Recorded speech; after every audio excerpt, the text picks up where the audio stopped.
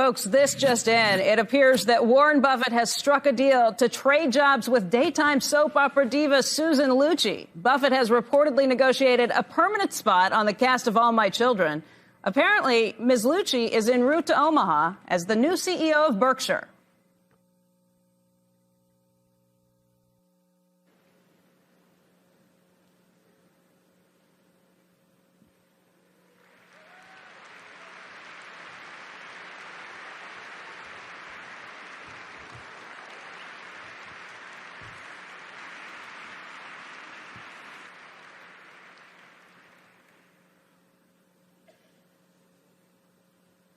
Where could he be?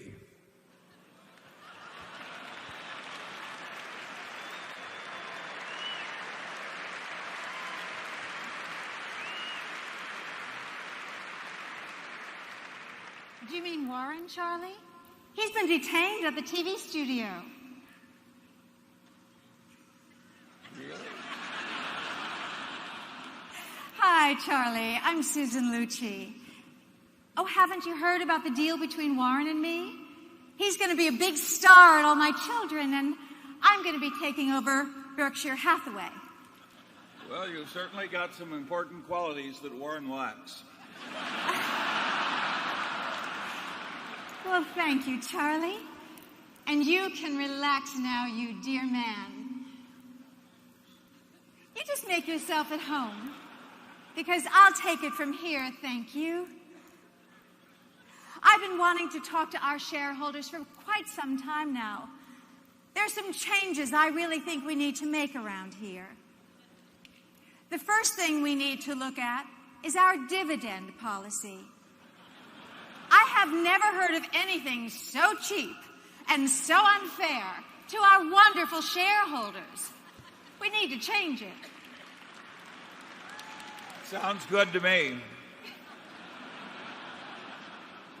And second, we need to look at giving guidance on earnings. And we need to do that every single week. Sounds good to me. And third, we need to pay our directors more than $900 a year.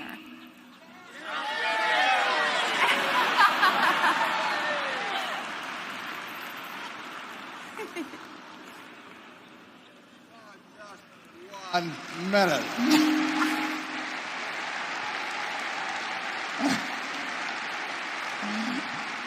Hi, Warren.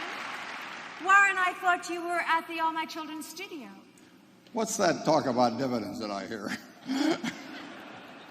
Oh, nothing important, Warren. You just concentrate on your role on the show. Susan, my show is Berkshire Hathaway, and my role is to run it. Warren, you can't do that. I just did it. All My Children can't do without you, and I can't do without Berkshire. Oh, Warren. So you mean the deal is off? The deal is off. I really want to thank you. You've brought me to my senses. You can go back to All My Children.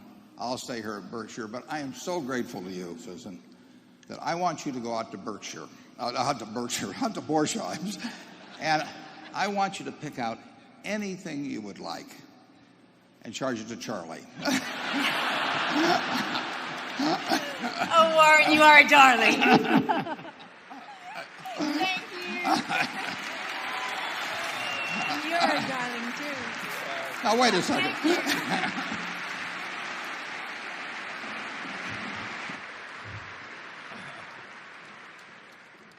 Okay, Charlie, let's get this show on the road.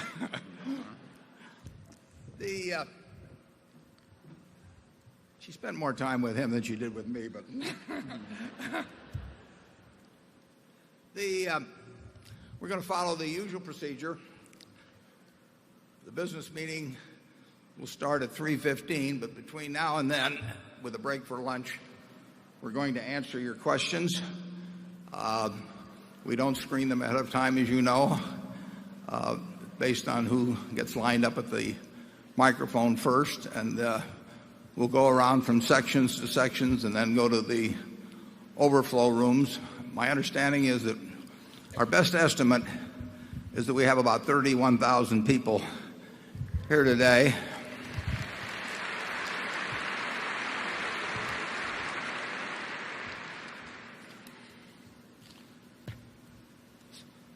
Somewhere I have a map here. Mark, do we have that?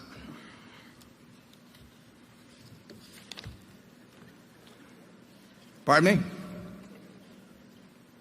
Can't hear a thing up here, but in any event, on the yellow pad, okay.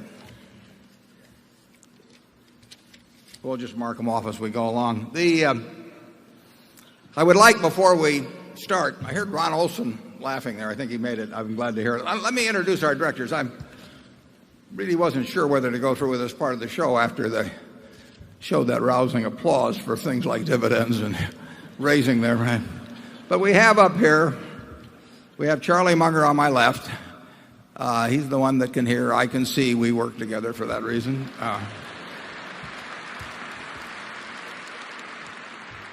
And if the rest of you will just stand as I give your name, and if you'll hold your applause to the end, or even longer if you would like, I will introduce them. It's Howard Buffett, Susan Decker, Bill Gates, David Gottesman, Charlotte Guyman, Don Keogh, Tom Murphy, Ron Olson, and Walter Scott, the best directors in America.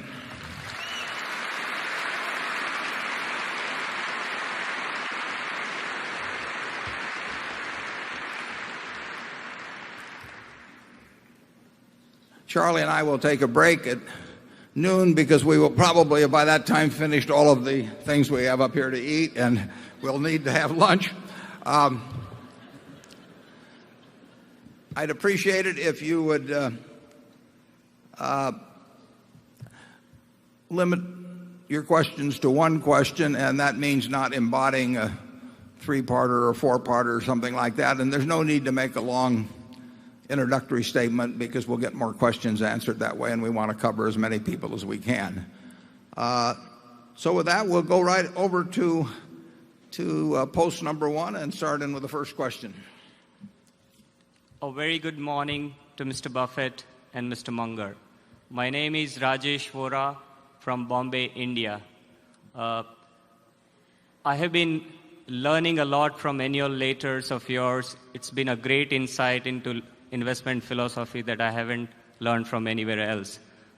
Great job. That's on the mind side, but on the heart side, what touches me the most is what you have achieved all these years is through 100% honesty, and I salute to that. Thanks. My question is on what key steps would you recommend to correct the mindset of typical investor like me, which is what you narrate as lemmings-like, the crowd mindset? What would we recommend? We got the question being repeated here. About the mindset of an investor, is it?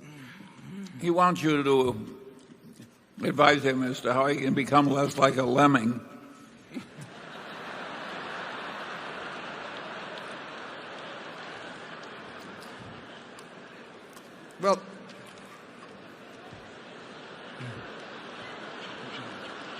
Well, since you repeated the question, I'm going to let you give the first answer to that, Charlie.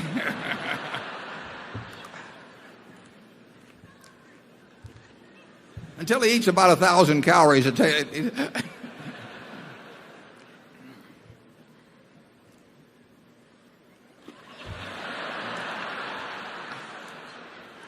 He wants to invest less like a lemming. Oh, I understand that. I was giving you the first shot at it, but I will tell you what changed my own life on investing.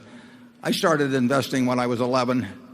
I first started reading about it. I believe in reading everything in sight, and first started reading about it when I was probably 6 or 7 years old. But for about 8 years, I wandered around with technical analysis and doing all kinds of things, and then I read a book called The Intelligent Investor, and I did that when I was 19 down at the University of Nebraska.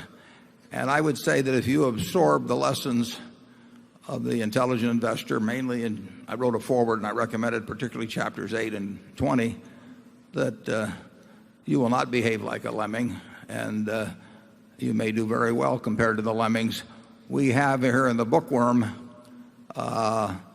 copies of The Intelligent Investor, and I think it's as great a book now as I did when I read it early, I guess, in 1950. You can't get a bad result if you follow the lessons of Ben Graham taught in that book. I should mention that there's a book out there also that I did not know it would be completed by this time. My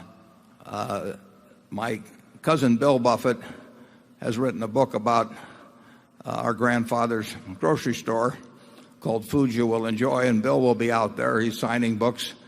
I just got my first copy a couple of days ago, read it, and I enjoyed it a lot. Charlie worked at the same grocery store. How many years ago?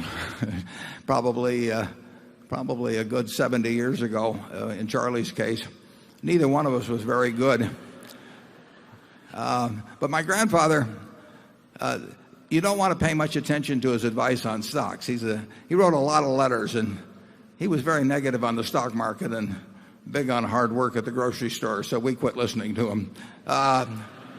Instead, read The Intelligent Investor. That's the book that gave me a philosophy that has taken me now for a lot of years, and there's 3 big lessons in there which relate to your attitude toward stocks generally, which is that you think of them as parts of a business, and your attitude toward the market, which is that you use it to serve you and not to instruct you, and then the idea of a margin of safety, of always leaving some extra room in things. But the people in this room, I think, have learned that important first lesson. I mean, I think most people that own Berkshire do not see themselves as owning something with a little ticker symbol or something that may have a favorable or unfavorable earnings surprise or something of the sort. But they rather think of themselves as owning a group of those businesses that are out there in the other room. And that's the way to look at stocks. You'll never be a lemming if you do that. Let's go to number 2. Good morning, Warren. Good morning, Charlie. My name is George Issels from Cologne, Germany. My question: how is the operational integration of the Cologne Re progressing? Thank you very much.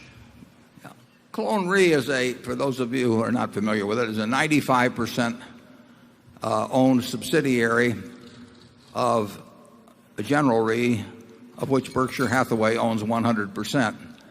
And Cologne Re, I believe, is the oldest reinsurance company in the world. It's done a magnificent job for us as part of First Gen Re and then Berkshire Hathaway. And we have a process in place that will, before too long, result in us owning 100% of Cologne. One difference then, there won't be any difference in operation. It runs magnificently the way it's being run. But at that point, up till this point, they have run their own investment portfolio. That portfolio and the equity portfolio of GEICO are the only two that I don't run. But when we own 100% of Cologne, then I will take the responsibility for Cologne's investment portfolio at all. Otherwise, it would be hard to improve on the operation of the management of Cologne. So you will not see any other changes except we will consolidate in 100% of the earnings of Cologne rather than 95%. Area 3. Good morning, Mr. Buffett, Mr. Munger. My name is Sam Reiner from Fort Lee, New Jersey. And my question concerns your comment this week about the recession and the stock market going up so significantly in April. Can you expand on where the market's going from here? Well, I could expand, but I couldn't answer. Charlie and I haven't the faintest idea where the stock market is going to go next week, next month, or next year. We never talk about it. It never comes up. Our directors will tell you that they've never been to a directors meeting where the subject of the direction of the stock market is. We are not in that business. We don't know how to be in that business. Obviously, if we could guess successfully a high percentage of the time where the stock market was going to go, we would do nothing but play the S&P futures market, where there wouldn't be any reason to look at businesses and stocks. So it's just not our game. We don't think what we see when we look at the stock market is we see thousands and thousands and thousands of companies priced every day, and we ignore 99.9% of what we see, although we run our eyes over them. And then every now and then we see something that looks like it's attractively priced to us as a business. Forget about the word stock. So when we buy a stock, we would be happy with that stock if they told us the market was going to close for a couple of years. We look to the business. It's exactly the same way as if you were going to buy a farm a few miles here outside of Omaha. You would not get a price on it every day, and you wouldn't ask, whether the yield was a little above expectation this year or down a little bit. You'd look at what the farm was going to produce over time. You'd look at the expected yields. You'd look at expected prices, the cost, taxes, the cost of fertilizer, and you would evaluate the intelligence of your purchase based on what the farm produced relative to your purchase price. Quotes would have nothing to do with it. That's exactly the way we look at stocks. We look at them as businesses. We make judgments about what the futures of those businesses will be, and if we're right about that in those judgments, the stocks will take care of themselves. Charlie? Nothing to add. He's been practicing for weeks. Let's go to area 4. Good morning, Mr. Buffett and Mr. Munger. My name is Chandra Chawla, and I am from Seattle, Washington. Berkshire Hathaway has some of the best managers in the world, and I am very bad at hiring good managers. Some of the decisions I've made, which were without any phone calls from Jamie Lee Curtis, I look back and I see, what was I thinking? So what can you advise on how in 1 hour you can assess the capability of a person to be a good manager? Well, you have to understand that we cheat. We buy businesses with good managers. So if you give me 100 MBAs, and I have these classes come out all the time. I've had about 30 schools this year, and usually there's 75 or 100 men and women in the classes. I no more could take those 100 and spend a few hours and rank them from number 1 to 100 in terms of their future achievements as managers, than I could pick them. It would be impossible for me. But what we do is we buy businesses with great managers in place. We've seen those people perform for, in many cases, decades. We've seen their record, and they come with the business. Now, our job is not so much to select great managers, because we do have this proven record that they come with. Our job is to retain them. And many of the managers, the majority of the managers that work at Berkshire, are independently wealthy. We hand them checks, sometimes in the billions, often in the hundreds of millions. So they do not have a monetary reason to work in many cases. So our job, we are dependent on them, incidentally. I mean, we have 19 or so people at headquarters, and we have 250,000 working for Berkshire around the world. And we can't run their businesses. And our job is to make sure that they have the same enthusiasm, excitement, passion for their job after the stock certificate changes hands than they had before. Now, that requires some judgment on our part as to whether these people love the business or love the money. Now, they all like money, but many of them, our managers in particular, they love their businesses. I mean, they've worked at them. They're a work of art to them, and they've been in the family sometimes as many as 4 generations. So we have to see the passion in their eyes, and if we see that, then we have to behave in a way that passion remains. Can't be done by contract. We don't have contracts. That doesn't work. But we can try to create an environment, and Berkshire, frankly, is the ideal environment. It's even an ideal environment because of events like this. Our managers feel appreciated, and they are appreciated. They're not just appreciated by me and Charlie, they're appreciated by you. And we want to give you a chance to applaud them.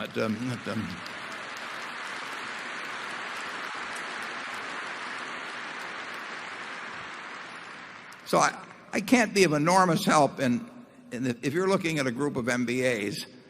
You know, it's not easy. I mean, they sort of learn by that point in life how to fool you in terms of what answers you want to hear and all of that sort of thing. I would look for the person with passion for the job. I mean, the person that is always doing more than they're sure. You look for people that are good communicators and all of that sort of thing. But I like my way better. It's a lot easier just to take somebody that's been batting 400 in baseball and say, I think I'll stick him in the lineup. And the nice thing about our game is that, in baseball, unless you're Nolan Ryan or somebody, you have to hang up things at 40 or thereabouts. But in our game, they go on and on and on. I mean, I use as an example, we had a famous Mrs. B from the Furniture Mart, and she worked for us till she was 103, and then she left and she died the next year. And that is a lesson to our managers that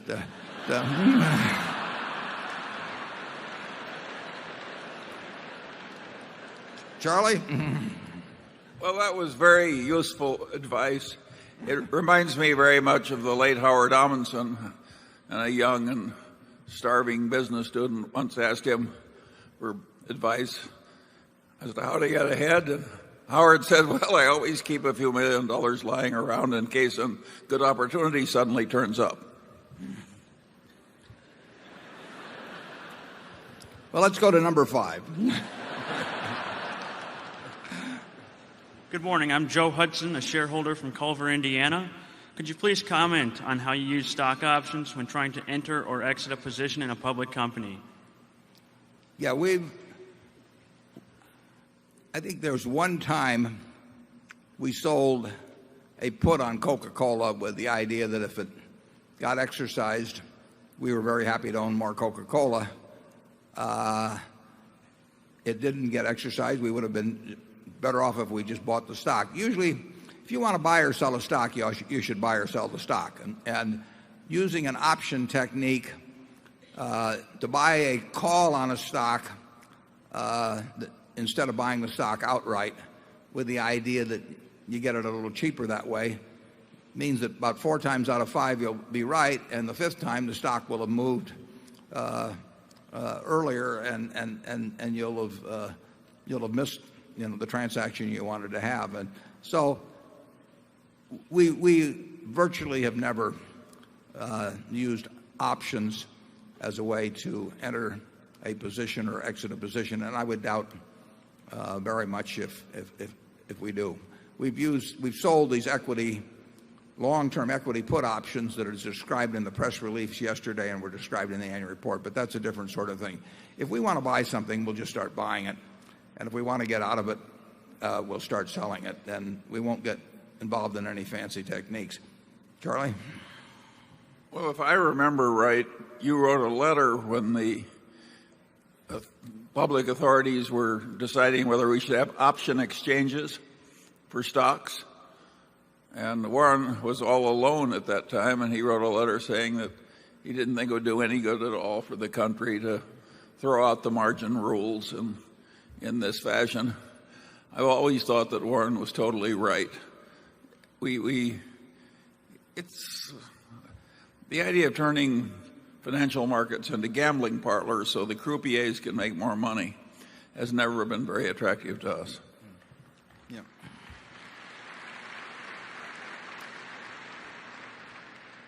Yeah, it's very interesting to me when I talk to these MBA students. One of them from the University of Chicago, the very first question I got a few years ago, he says, what are we being taught that's wrong?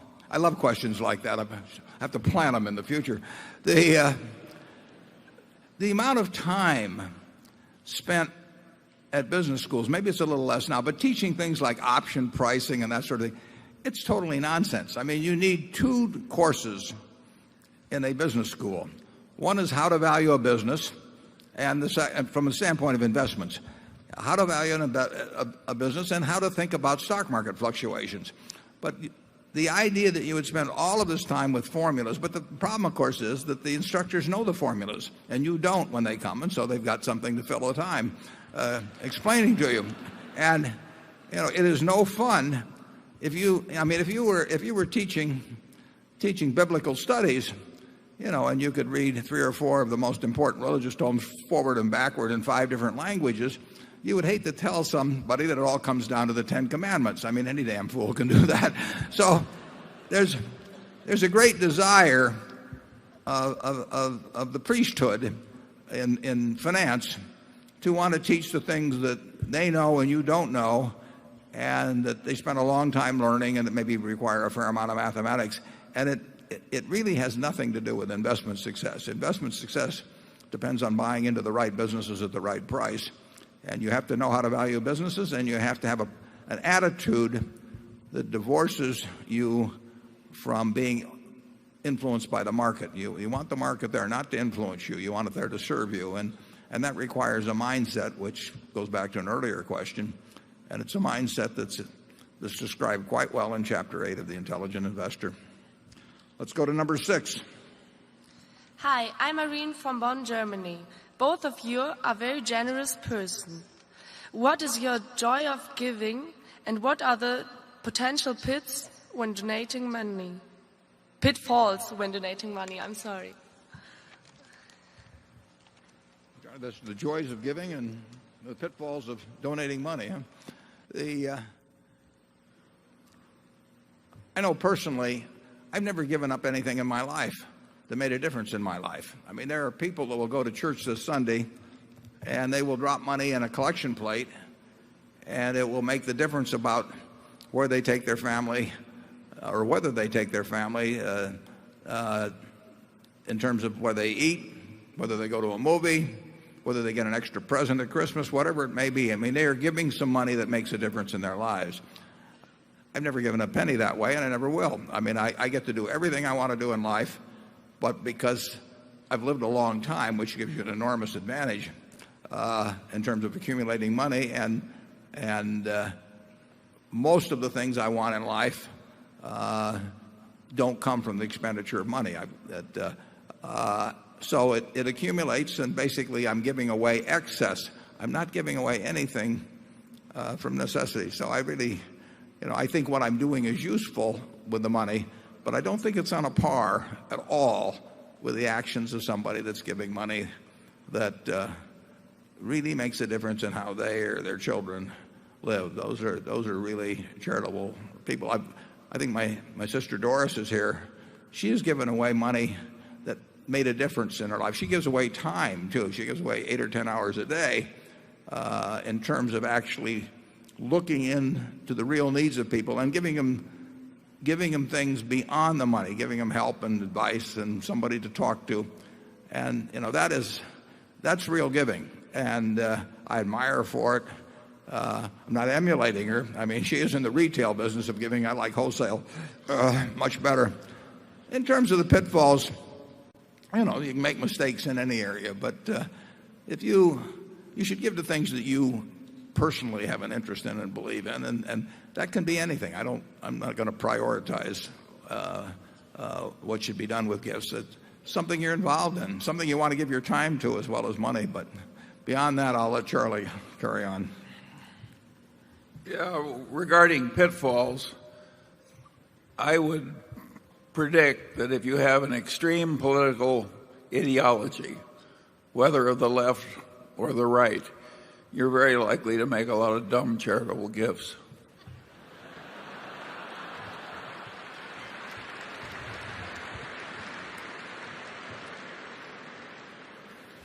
If you hang around Charlie like I do, you get the sunny side of life. I mean, we ought to have that playing the sunny side of the street. Now, let's go to number 7. Good morning. My name is Akash Vijay, and I'm from India. I worship Mr. Buffett for his philanthropy, and I too hope to serve the Gates Foundation someday. My question to Mr. Buffett is, what's your level of involvement when one of your companies is faced with an ethical dilemma? For example, Fruit of the Loom's competitors have sweatshops in Central America. So what do you do to ensure that you don't fall into the same trap? Yeah.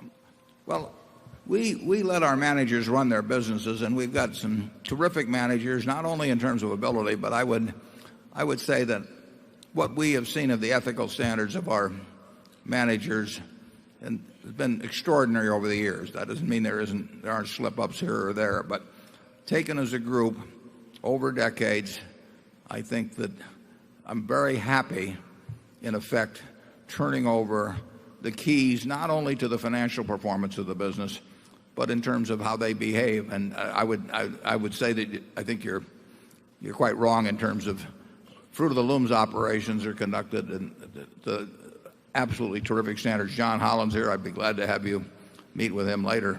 But we're proud of our business and how they operate. We do not give them elaborate guidelines. I write them a letter every 2 years, roughly, and I ask them to send me a letter telling them who they think should be the successor if anything happened to them that night. I keep those letters around. Fortunately, they don't come into play very often. But I also tell them we've got all the money we need. It's nice to have more money, but we're not going to lack for money at Berkshire Hathaway. We don't have a shred of reputation more than we need, and we never want to trade away reputation for money.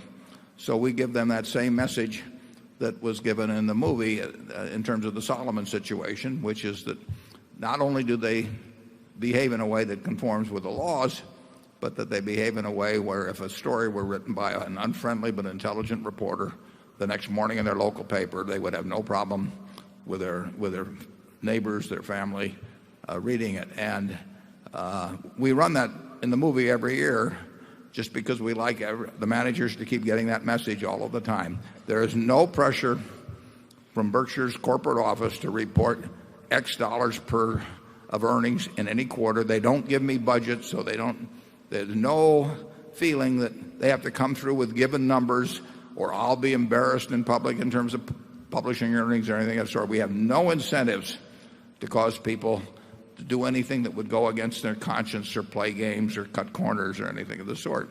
And overall, I think it's worked pretty well. It isn't perfect. You can't have 250,000 people in the city without having something going on at some point, and we do have 250,000 people working. But I'm not unhappy with our batting average. Charlie? Yeah, and of course, Fruit of the Loom does have foreign plants, and we have no rule against that at all. We've got quite a few foreign plants now. We don't favor foreign plants. We just do whatever makes sense under the circumstances. Yeah, we had a shoe business I've written about in Maine, and we have wonderful, wonderful workers there. They were more productive than workers around the country, around the world. But the United States was producing 20 years ago roughly 1 billion pairs of shoes a year. And we were a nation of Imelda Marcoses. I mean, it was wild. And Brockton, Massachusetts, and you name the towns revolved around the shoe business, as did a town called Dexter, Maine. And we bought that business, and we tried to compete. We had a good brand name. We had great workmanship. And we found out that it just plain wouldn't work against competing against shoes produced in China. So now it's over 1 billion pairs of shoes a year used in this country. Basically, they all come from outside the borders, and you're going to see that. And factories in China, factories in Central America, they do not have exactly the norms that we have in this country, and that's going to be the situation. We are not going to tell the world how to run their business in any great way. Obviously we have some standards that have to be met, but they are not exactly the situation you're going to find in the United States. Number 8. Good morning. My name is Mike McGowan. I'm from Pasadena, California. I'm a shareholder in both Berkshire and Wesco. I run a website called financialfoghorn.com, and I write about precious metals and things. And I've asked you questions in the past about silver, and I didn't really get them answered, so I thought I'd ask about a different commodity this time. I read about the Chinese raising the price of tungsten, and I think about your comment last year in buying ISCAR. Will commodity price increases in things like tungsten affect the profitability of ISCAR? And would that be the reason you're locating a plant in China to build machine tools? Thanks. Yeah, the reason the plant was built in China was to serve the Chinese market, which is large and growing. And we opened in Dalian late last fall.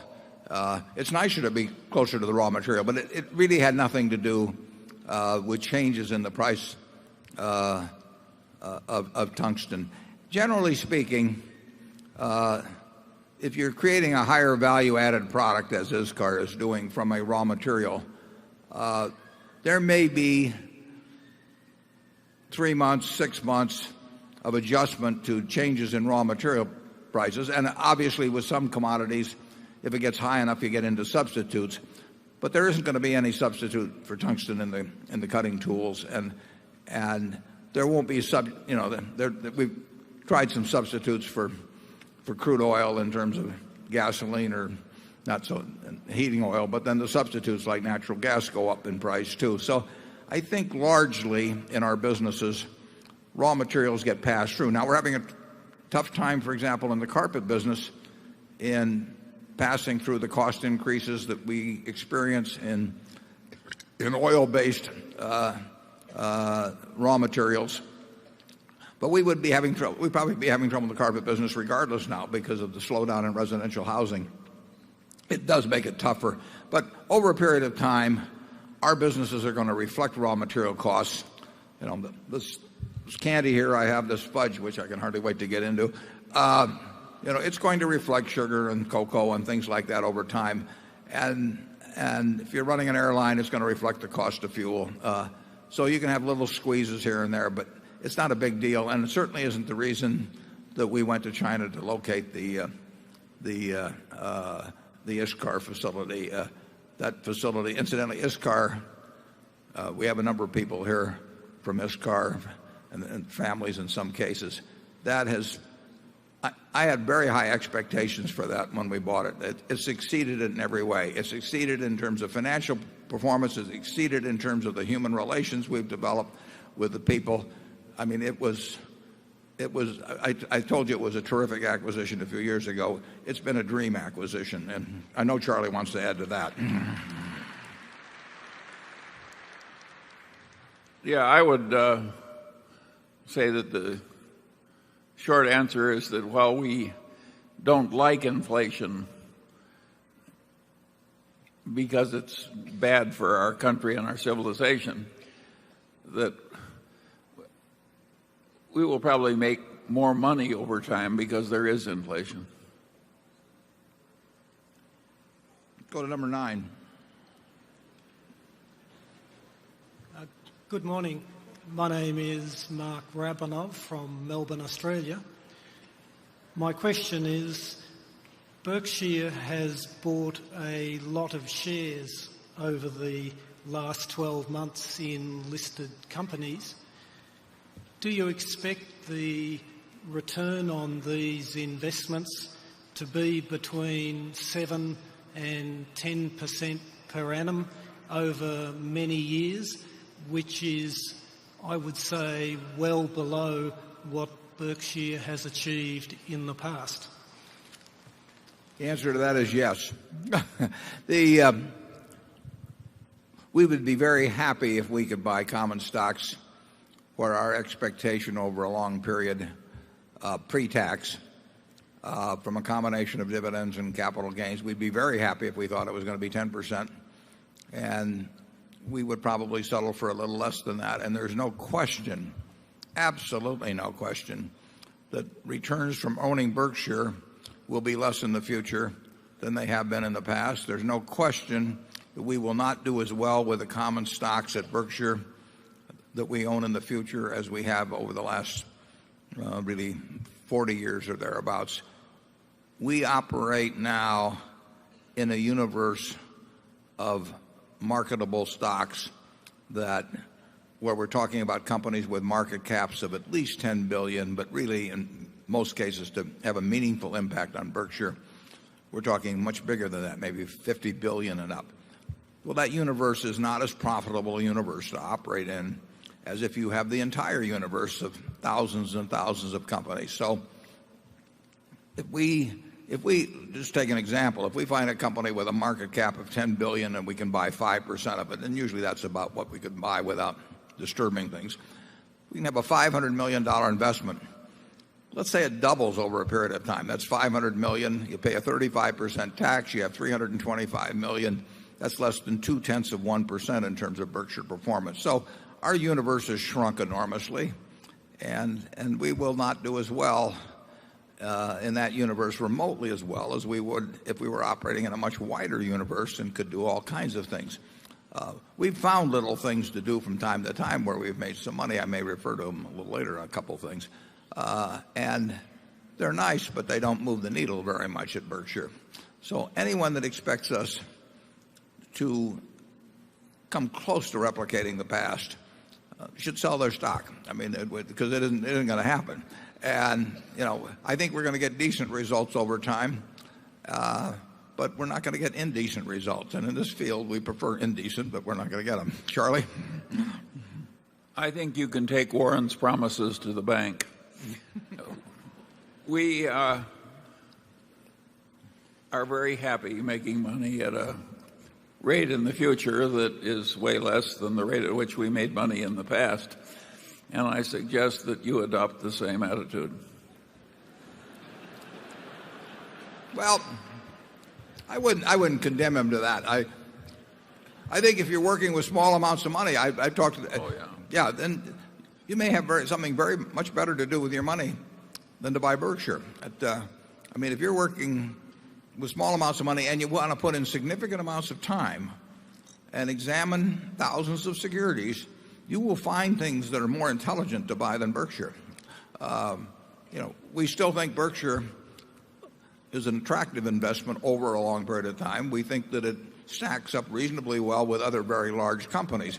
We don't think it's the most attractive investment in the world in terms of what you can find if you're willing to go through those thousands of possibilities, which is what Charlie and I used to do many years ago. It's not feasible for us to do it now, and it wouldn't have any impact on Berkshire. What we really like at Berkshire is buying good-sized to very large first-class businesses with first-class management and just sitting there. Because the nice thing about that is you don't have to go from flower to flower. You can just sit there and watch them produce more and more every year and give you capital, and you can buy more businesses. That's a nice formula. It's a formula that will work, I think, for us. It won't produce returns like the past. Number 10. Ayuki Naniithwoiti San Chuk Chuk Tui Ship Avansa. My name is Chuk Chuk Hillman, and I come here from the Klamath River, and I come here with a heavy heart. And I know this is a pretty light-hearted event, but I came here last year with a heavy heart too. And I fasted for 10 days driving over here to speak with you. And, we really were disrespected last year.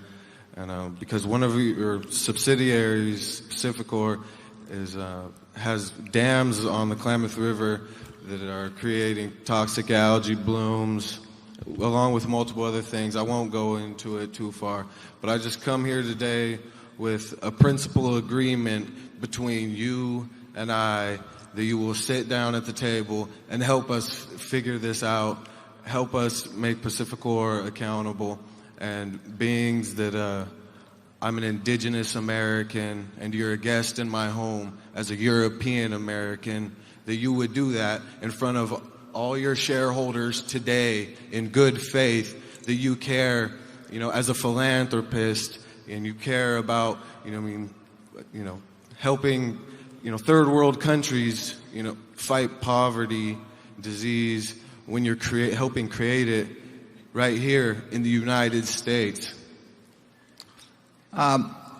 You may not.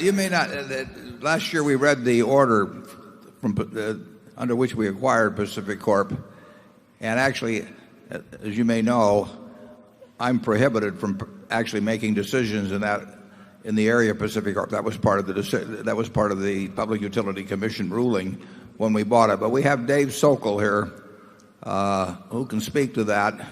I think the first dam was built in 1907, and we bought Pacific Corp a couple of years ago. But David, if Dave could go to a microphone, I think he could address the issues that you brought up. I don't think we meant in any way to be disrespectful last year. Those of you who were here last year, we may have a difference of opinion on this, and incidentally, there are strong differences of opinion, as I understand it, in your area about what should be done. And I think I should have Dave make the explanation on that. Dave?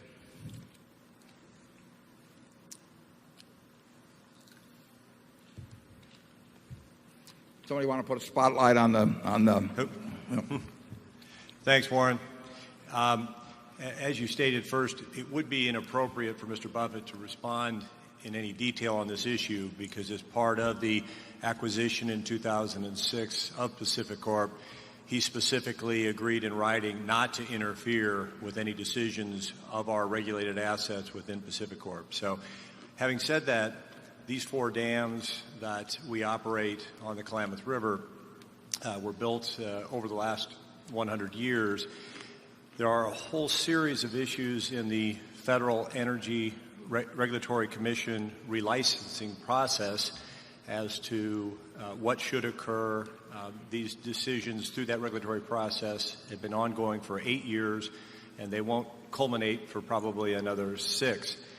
Having said that, there are 28 various parties from federal, state, and local agencies, Native Americans, fishery folks, local landowners that are party to a discussion as to what should or should not happen with these assets.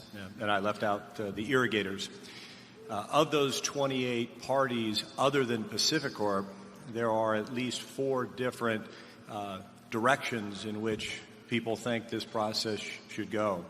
From our perspective, we will be pleased to find a resolution when the 28 parties agree as to how that resolution should go forward, how it would be funded, etc. Fundamentally, it's up to the Federal Energy Regulatory Commission, state and federal regulators in addition to them, and then our specific regulators in each of the 6 states that Pacific Corp operates in. So if public policy moves in the direction of dam removal, fish ladders, or maintaining the existing status quo, that would be the process in which we would go forward. We are working constructively with each of the various parties. We've met numerous times with each of the 4 tribes, and it's a complicated situation and one that hopefully over time a cooperative resolution can be met.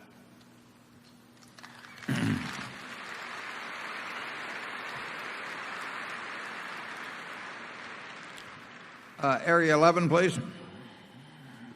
Good morning. I'm Dinesh Kakaria from Walnut Creek, California.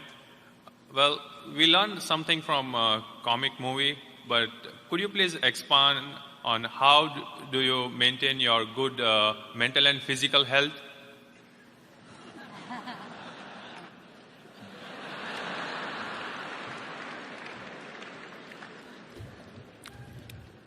Well, you start with a balanced diet.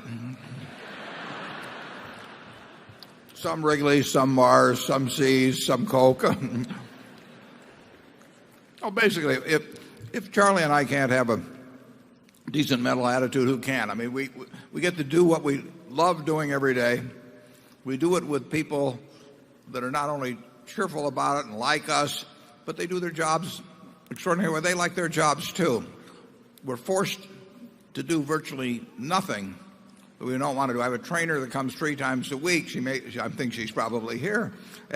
She may think I'm a little begrudging in that particular activity, but that's only 45 minutes 3 times a week. And the rest of the time, I am doing I'm doing whatever I love day by day by day by day, and I do it, in air-conditioned offices and with all kinds of help. And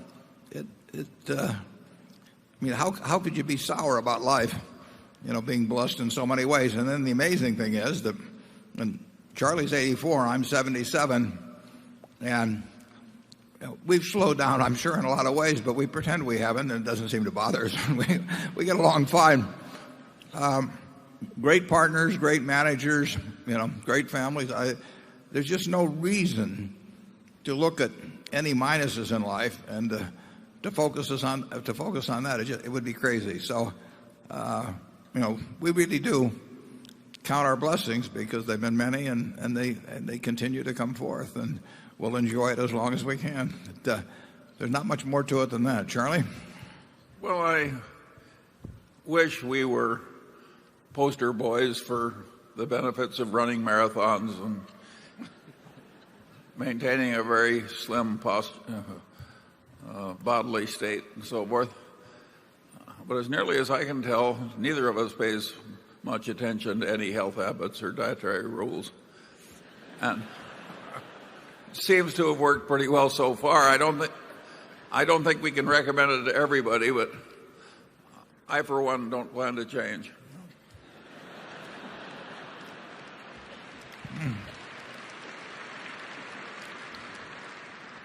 Really, from the moment we get up to when we go to bed at night, we get to do all kinds of things. We get this associating with wonderful people is about as good as it gets. And we're biased, obviously, but we think we live in the best country in the world and have all kinds of good things. I mean, just imagine.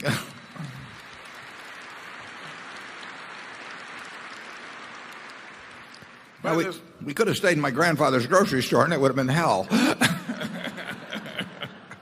By the way, this relates to the subject of corporate compensation.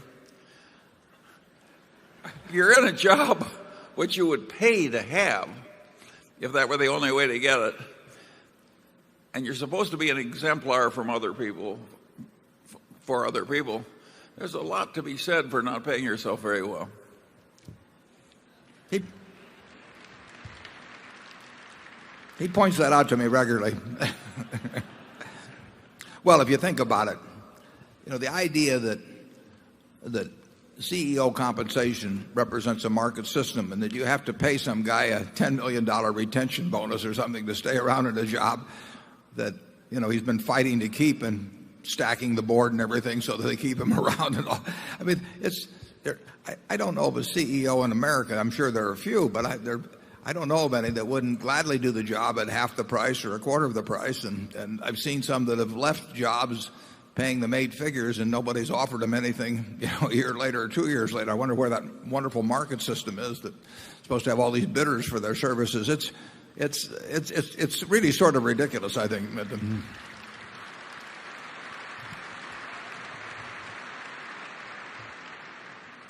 Let's go on to 12. Hi, I'm Richard Rantrop from Bonn, Germany. At the moment, I attend high school and would like your wisdom on how to approach the question of what to do with the rest of my life. So, we prefer things a little more difficult than that, if you've got to say. So, Mr. Buffett, Mr. Munger, if you were about to start all over again, what profession would you choose and why? Well, I would choose what I do because I have fun at it. I'm reasonably good at it. I meet a lot of interesting people through it. No heavy lifting. It fits me. But that's not advice for you. I mean, you have to find out what's your passion in life. It's a terrible mistake to kind of sleepwalk through your life because unless Shirley MacLaine's right, it's the only one you're going to have. And so I was very lucky in that I found my passion early. I mean, that's not easy. That takes some luck. It just so happened my dad was in a business that had a very small office, and he had a bunch of books down there. And when I would go down there on Saturday or after school, I would start reading those books, and it turned me on. And this was before Playboy actually existed. And so, that was just plain lucky. if he'd been a minister, I'm not so sure I would have gotten quite as enthused about visiting the office. But that's the way to go. And I can't prescribe that for you. But I can tell you that if you're going through the motions in life, you're doing something. Now, obviously, if you need the job you have and you can't make a change and your kids have to eat and all of that, you deal with realities like that. But when you're in a position to make choices, I always tell the kids that come visit me, I tell them, go to work for an organization you admire or an individual you admire. That means that many of them become self-employed, but but the idea, you can't get a bad result. I went to work for Ben Graham when I was 24. I only worked for him for less than 2 years. But I jumped out of bed every day in the morning. I was excited about what I was going to do. I was learning things. I was with a man I admired. I never asked my salary when I took that job. I moved to New York City and found out what my salary was when I got the check. So just be sure you get the right spouse. That's enormously important. As Charlie says, the problem, is that we talk about that fellow that spent 20 years looking for the perfect woman, and then he found her, and unfortunately she was looking for the perfect man. So you may have a problem in that respect. But it's enormously important who you marry. I mean, it's a huge decision. And if you're lucky in a couple of things like that, you're going to have a happy life, and you're going to behave better as you go along. I mean, it's a lot easier to behave well when things are going your way and you're enjoying your work and you're thinking about things every day that are the kind of things you like to think about. And Charlie has a lot better advice than I have on that. Go to it.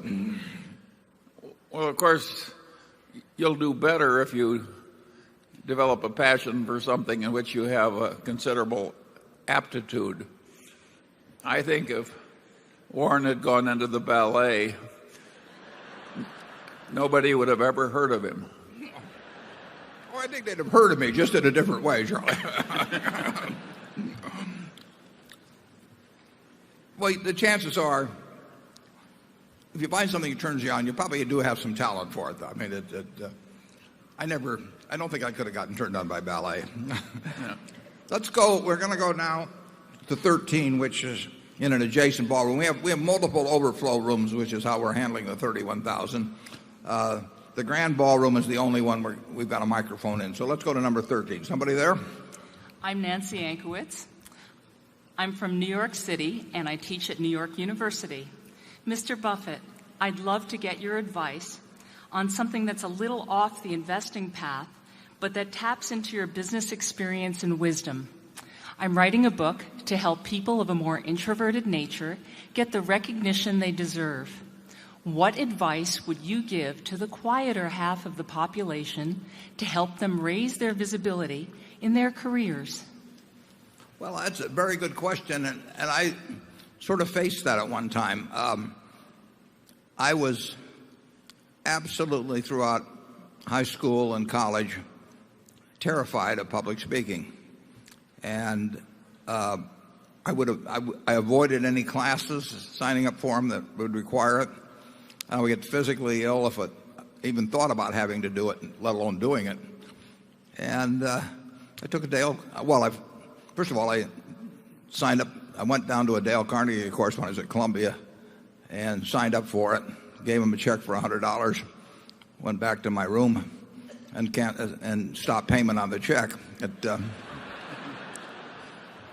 This is a real man of courage you're looking at up here. And then I came out to Omaha, and I saw a similar ad. I was at the Rome Hotel for you old-timers in Omaha on 16th Street, and I went down there. And this time I took $100 in cash and gave it to Wally Keenan, who some of you may know. He died some years ago.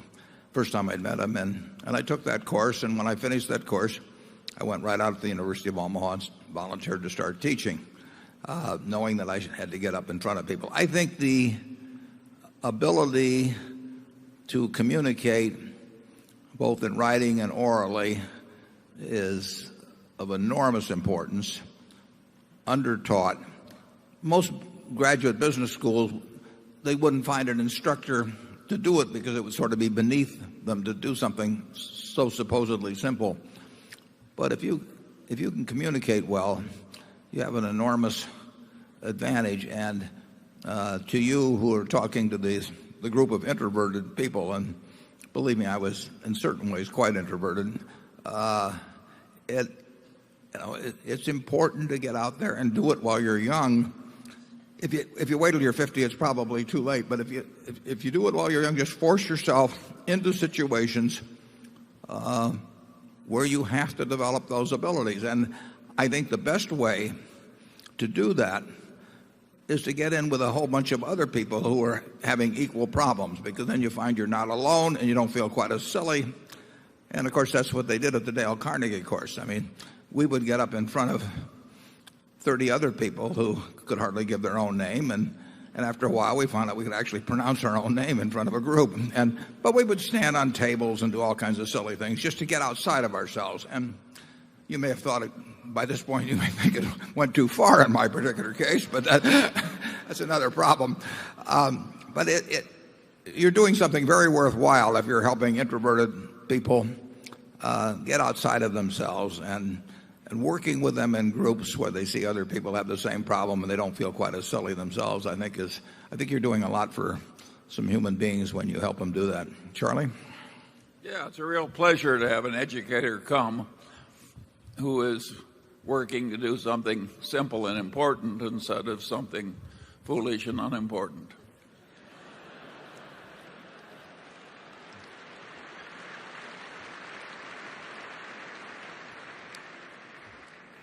I hope he's not going to name names. Okay, let's go back to number one. Hi, Mr. Buffett. My name is Regina Chickasola, and I'm the Klamath River Keeper. I came here today with many of the other people from the Klamath that came here, and I thank you for having us. And I thank the shareholders for being a lot nicer to us this year than they were last year. So my question is, I'm sure you're familiar with the severe pollution issues in the Klamath River, such as the toxic algae problem that is 4,000 times allowable recreation levels, and that the fish are also now toxic due to the Klamath dams. I was wondering if you were familiar with the finances behind the Klamath dams.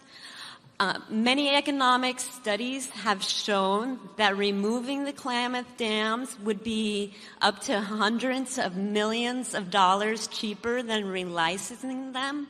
So my question is, what would you do if Pacificorp decided to keep these dams, even though it would mean that your shareholders would lose money in the long run and that Pacificorp's ratepayers would also be losing money? Well, I think the question about the ratepayers will be addressed by the public utility commissions. I mean, it is their job to represent the citizens of Oregon and weigh a number of different considerations. For example, clean energy. Do you want to replace hydro energy with what you're talking about with coal, which emits carbons into the atmosphere? There are enormous trade-offs. Anytime the government gets involved in eminent domain, we have that with wind farms, for example, in Iowa. There's some people that are unhappy with us using the land for wind farms, but on the other hand, you get clean energy that way. And there are trade-offs involved in government policy. You get into that with the question of eminent domain, all of that sort of thing. But I think I'm going to let Dave talk to the question, the more technical questions you get into. But I would say overall, you have people with widely different interests.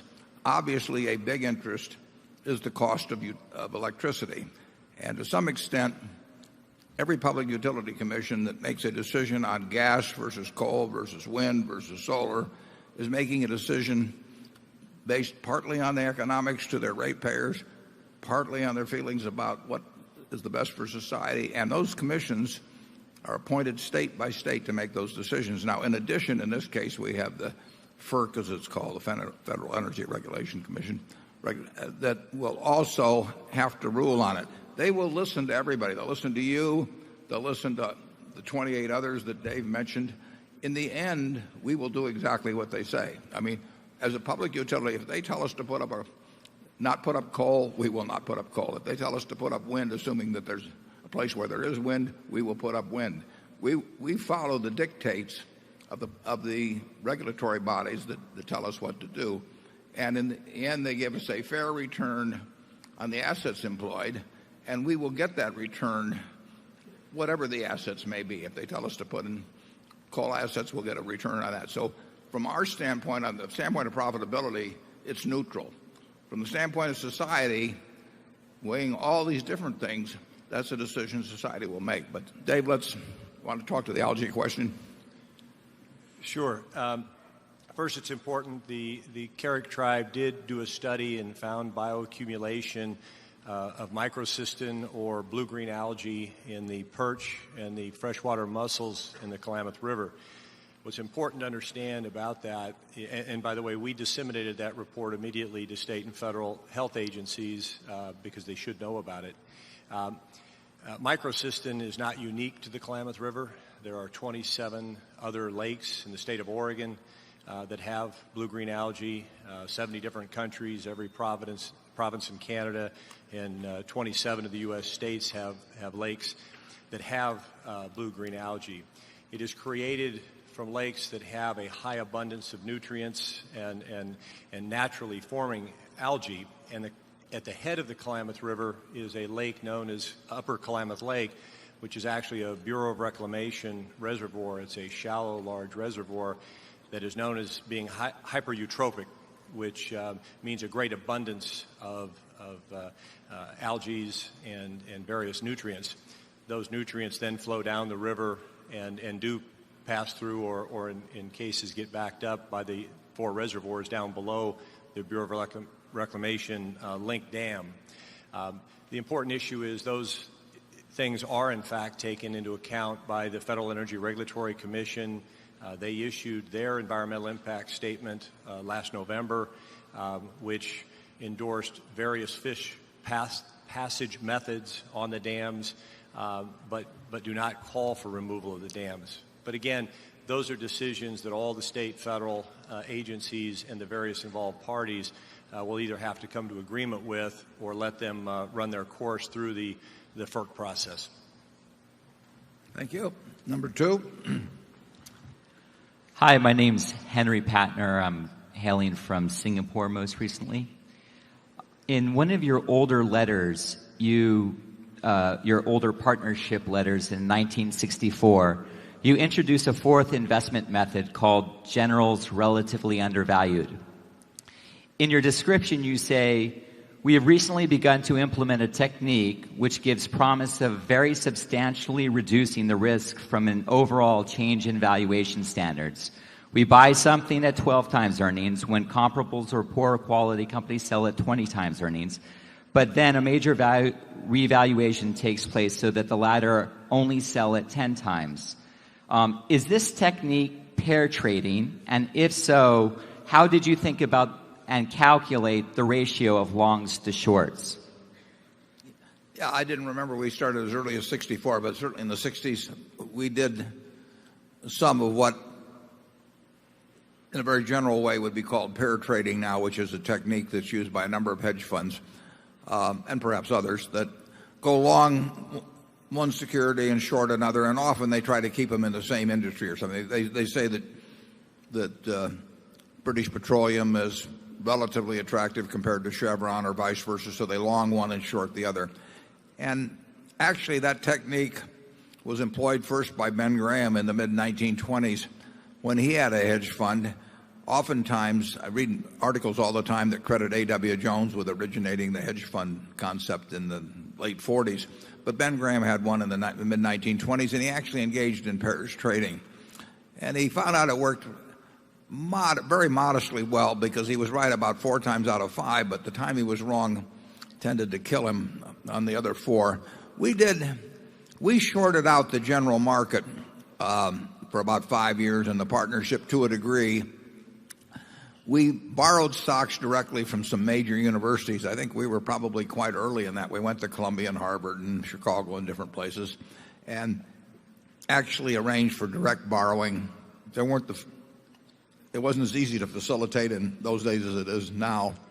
And so we would take their portfolios and we would just say, give us any of the stocks you want to, and then we'll return them to you after a while and we'll pay you a little fee.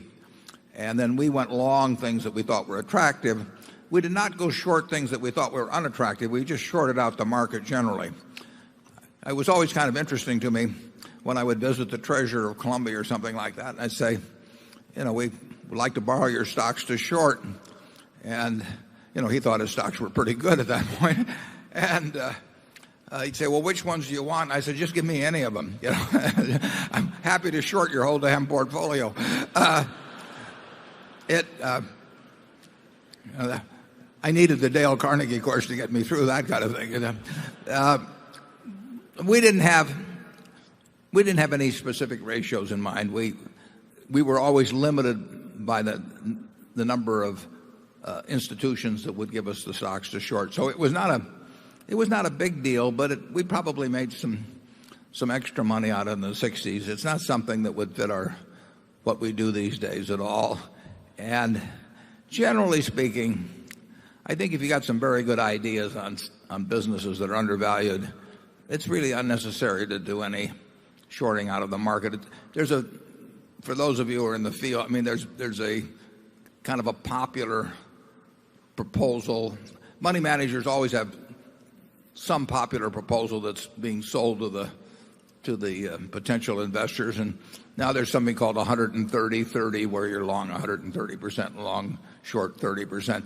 That stuff's all basically a bunch of stuff just to try and sell you the idea of the day.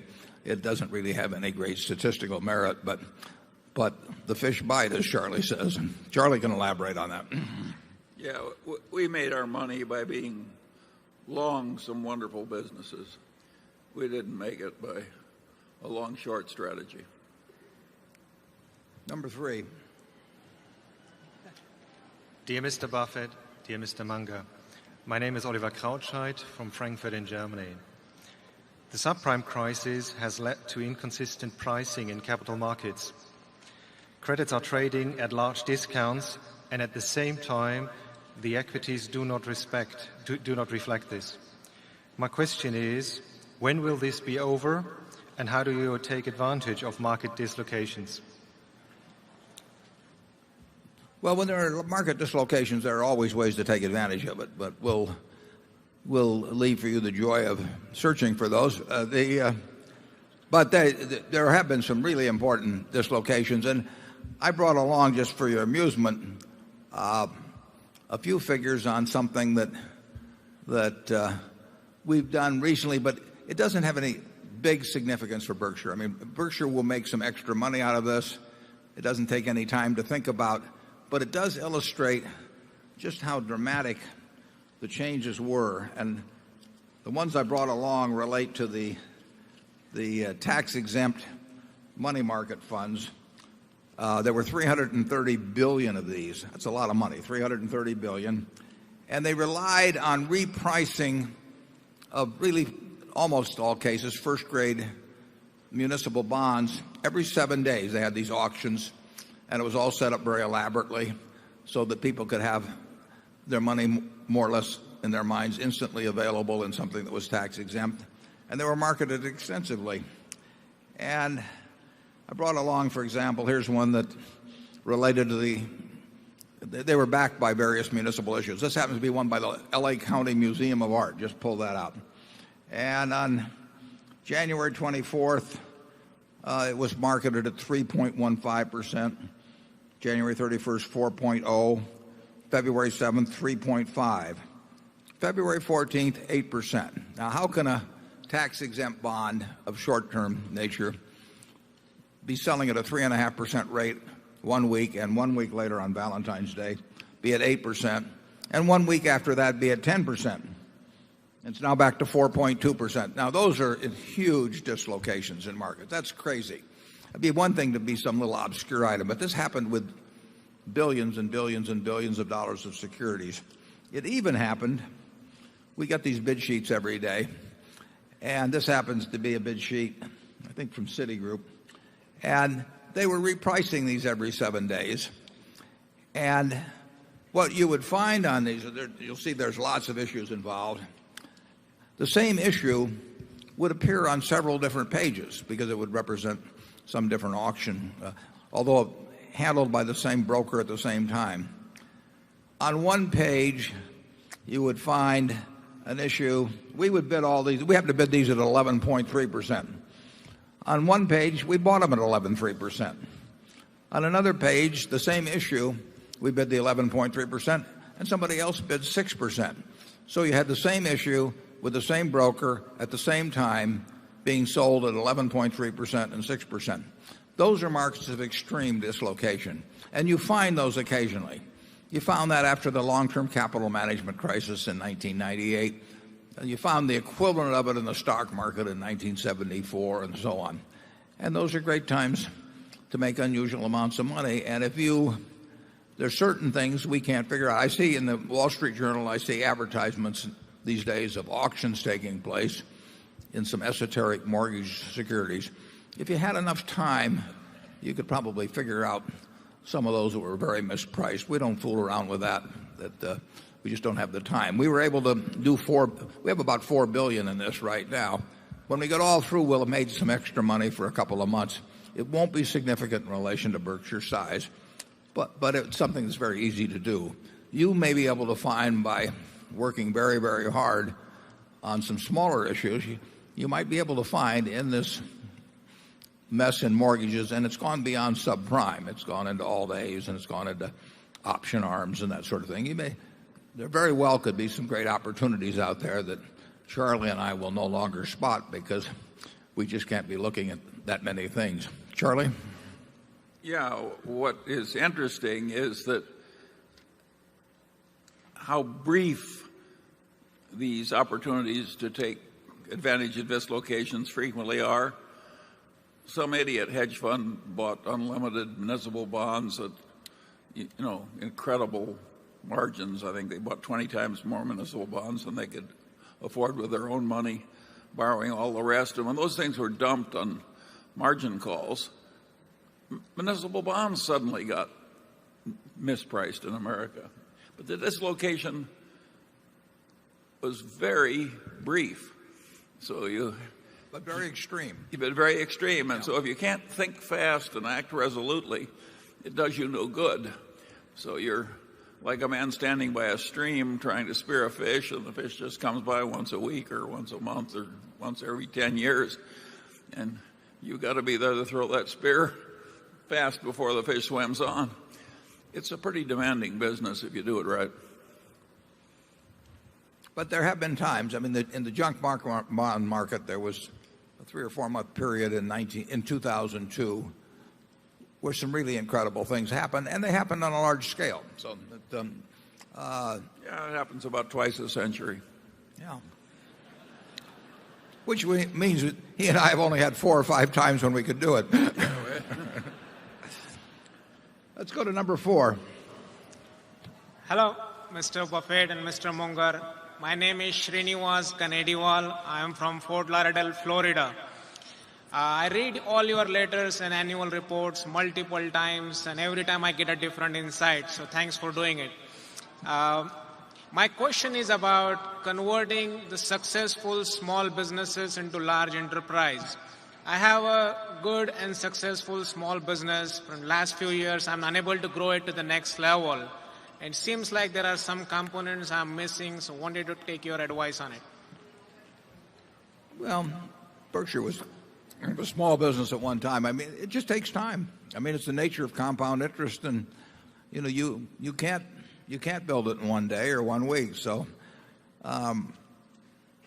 Charlie and I have, we have never tried to do in some master stroke convert Berkshire into something 4 times as large. People have done that sometimes in business, but we've sort of felt that if we kept doing what we understood and did it consistently and had fun while we were doing it, that it would be something quite large at some point. But there's nothing magic It'd be nice to attract a whole bunch of money into some great idea you have and, multiply it manyfold in a few weeks or something of the sort. But that has really not been our approach. We have done, in a general way, we've done the same thing. Now we do little variations of it, but we've kept doing the same thing for years, and we'll keep doing it. We will have more businesses a few years from now than we have now.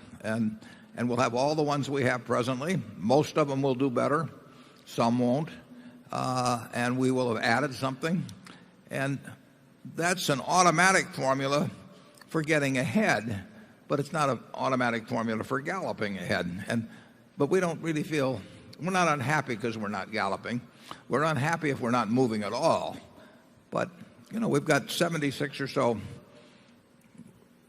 in most cases, pretty darn wonderful businesses. And like I say, we'll have more as we go along. So it's a very simple formula. Gypsy Rose Lee said once, she said, I have everything I had 5 years ago. It's all that it's 2 inches lower.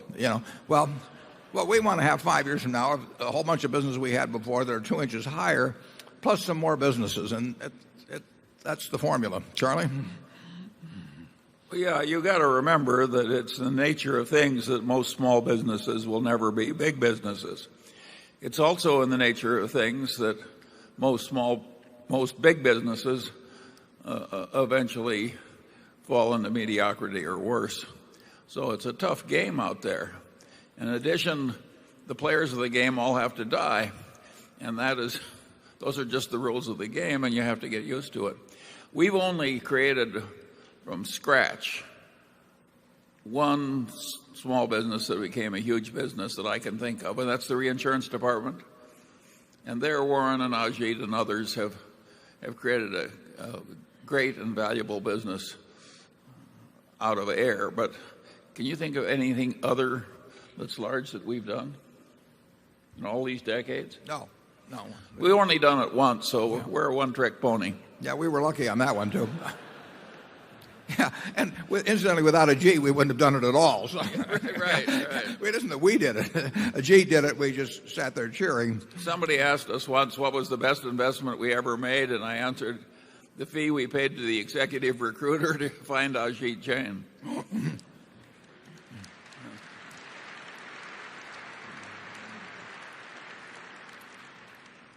In that connection, I'd like to give you a little report.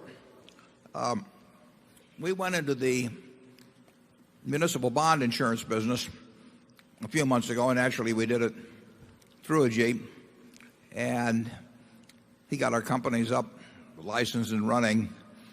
And in the first quarter of 2008, I don't have the figures for all the other people, but our premium volume came to over $400 million. And I think, now that was overwhelmingly written in the secondary market, but I think our premium volume was not only larger than any other municipal bond insurer in the United States, I wouldn't be surprised if it's as large as all of the rest of them combined. And this was from a standing start that Ajit accomplished this. And I have here a list of, 300 this is at the end of the quarter, 278, I believe it is, transactions. Now, that's all done out of an office with 29 or 30 people who are doing a lot of other things, too. I mean, it's a remarkable, remarkable place. One of the interesting things about this is that almost all of this business, although not all the premium volume, almost all of this business came from people who came to us with municipal bonds asking us to insure them. And in every case, except 2 or 3, they already had insurance from the other bond insurers, most of whom were rated AAA. So they were paying us a fee which was higher to write insurance which would only be paid not only if the municipality didn't pay, but the original bond insurer didn't pay.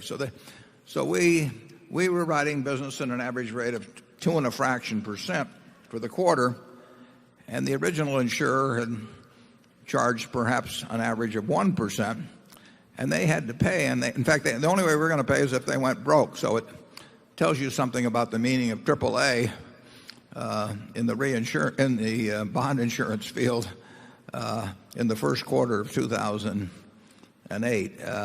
Ajit's done a remarkable job in this arena, and Berkshire wrote a couple of primary policies for the Detroit Sewer District and the Detroit Water District at each about $370 or $380 million. And people have found our insured bonds trading in the secondary market at a more attractive yield to the issuer, in other words, at lower yields than from any other bond insurer. So this whole company has been built just in a matter of a couple of months by Ajit in his small office in Connecticut. It's pretty remarkable, and I congratulate him for it.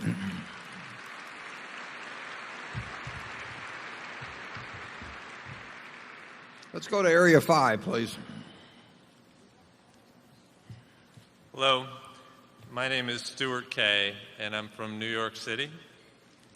I wanted to know if you could not talk with management, could not read an annual report, and did not know the stock price of a company, but were only allowed to look at the financial statements of a company, what metric would you look at to help you determine whether you should buy a company? Well, what we're doing in investment, and what everybody is doing in investment, is they're laying out money now to get more money back later on. Now, let's leave the market aspect of the asset out. I mean, when you buy a farm, you really aren't thinking about what the market on it's going to be tomorrow or next week or next month. You're thinking about how many bushels of beans per acre can you get, or of corn per acre, and what the price is likely to be. You're looking to the asset itself. And in the case you lay out, the first question you'd have to make is, do I understand enough about this business so that the financial statements will tell me the information that's useful to me in making a judgment about what the future financial statements are going to look like? And in many cases, the answer would be no. Probably in a great majority of the cases, it would be no. But I've actually bought stocks the way you're describing many times, and they were in businesses that I thought I understood, where if I knew enough about the financial past, it would tell me enough about the financial future that I could buy. Now, I couldn't say the stock was worth X or 105% of X or 95% of X, but if I could buy it at 40% of X, I would feel that I had this margin of safety that Graham would talk about, and I could make a decision. Most times I wouldn't be able to make it. I wouldn't know. If you hand me a bunch of financial statements, you don't tell me what the business is, there's no way I can make a judgment as to what's going to happen. It could have been a hula hoop business. It could have been a pet rock business. On the other hand, it could have been Microsoft early on. So unless I know the nature of the business, the financial statements aren't going to tell me much.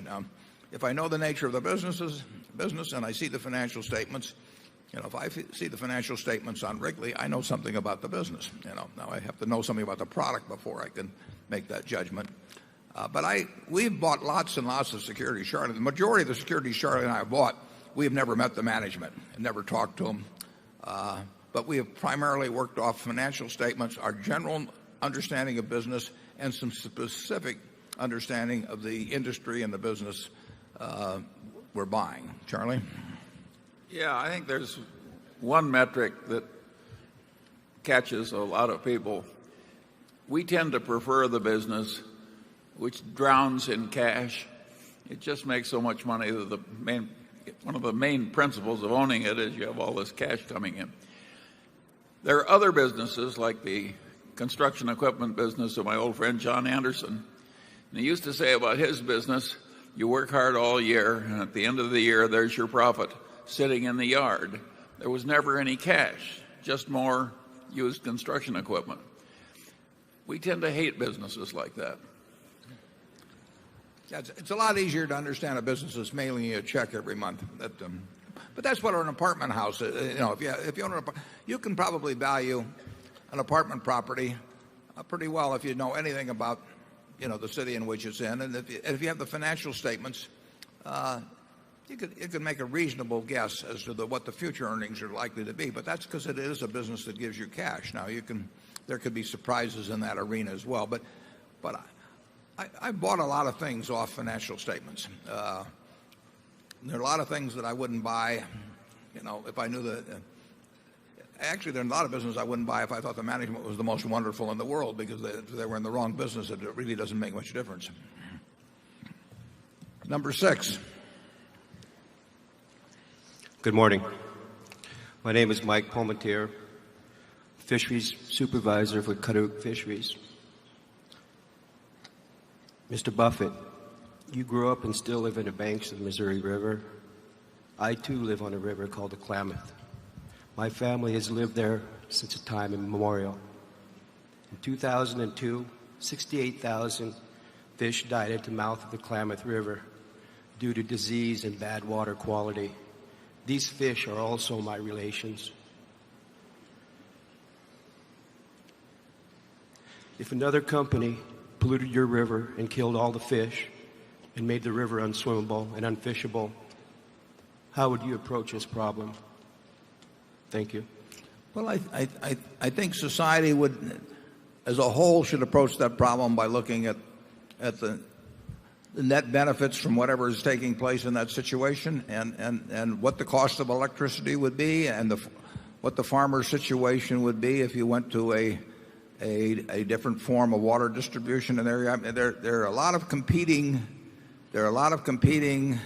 ideas and desires in a large society, and it's up to government basically to sort out those. We're sorting it out. Right now we're building coal plants in the country, we're building gas plants, we're doing various things. People are coming to different conclusions about what kind of trade-offs they want to make, and generally those are being made at the state level, although you could have a national energy policy that would override individual states' decisions. We're responsive to national policy on that. We're responsive to local policy. The Oregon Public Utility Commission, I'm sure, is aware of exactly what you've discussed, and they have to consider that, but they have to consider a lot of other things in determining what is the best way to generate the electricity required for the citizens of Oregon. And Dave, would you want to add anything to that?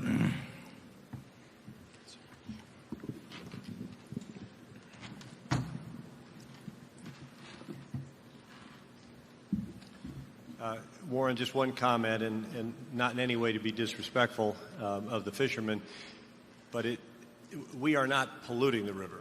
We're not adding anything to the water that isn't coming out of Upper Klamath River. And we do recognize the different views as to whether the irrigation's a good thing or a bad thing, whether renewable power such as hydro is better than returning the river to its prior 1907 date. But the one thing that, just to be clear, is that PacifiCorp is not adding anything. The water is flowing through penstocks, creating electricity, and coming out the rear end, and it did so under a 50-year FERC license. But again, we understand the varying concerns, and hopefully over the next 6 years, a societal answer that balances all those concerns will be reached. Thank you. Well, I'd like to point out how refreshing it is to have people addressing a pollution problem which has nothing to do with burning carbon.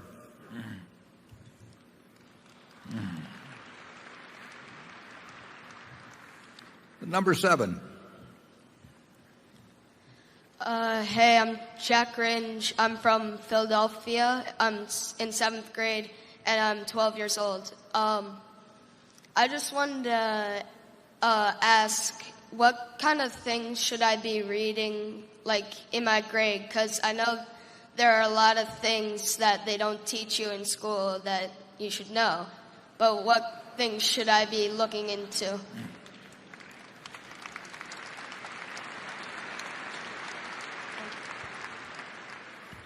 Well, I would get in the habit, if you don't have it already, but you sound like you very well may, of reading a daily newspaper, which is not the most popular thing in the world among younger people these days. But you want to learn as much as you can about the world around you, you know. And Bill Gates, I think, quit the letter P in the World book.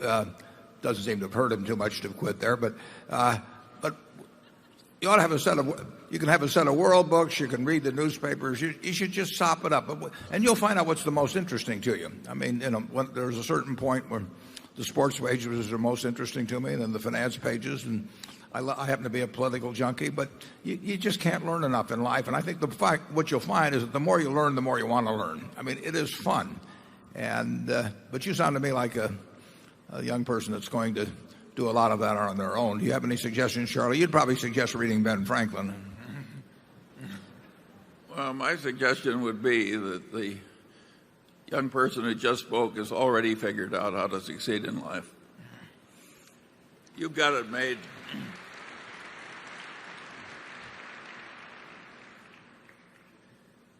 Number 8. Greetings to all of you from the Midwest of Europe, from Bonn, Germany on the Rhine River. I'm Norman Rentrop. I'm a shareholder in Berkshire, Wesco, and Cologne Re. I want to thank you and Ethan Wertheimer to take the initiative and the time to come to 4 cities in Europe and potentially throughout the world to tell owners of family businesses what great alternative Berkshire Hathaway is to selling their businesses to buyout funds. Now my question regarding the chocolate industry. I'm challenged since I cannot buy See's candy in my hometown, Bonn, Germany. You gave that great example of the great business, the good business, and the gruesome business. See's candy, you cited having sent like $1.3 billion in cash profits to Omaha. There's another company called Lindt & Sprüngli. Now, while See's Candy achieves more than 20% profit on sales, you describe that their growth has been okay. Lindt & Sprüngli does only 14% on sales, but they did go almost global. Yeah, could you get to the question, please, on this? Yeah. The question is in whether you want to have a company with high profitability but okay growth versus a company going global but lower profits. What are your considerations? It really makes no difference to us. We evaluate all kinds of businesses, and what we do want is we want a business with a durable competitive advantage, which both of the companies you named do. And we want something we understand, and we want a management that we like and trust, and then we want a price that makes sense. And we try to look at, we probably looked at every confectionery business, for 20 years that publicly owned, where we get the figures, and sometimes we find something where we can take action, and most of the time we don't. When they're private businesses, we don't determine, a really good private business. I always tell the manager the best thing to do if you got a wonderful private business is just keep it.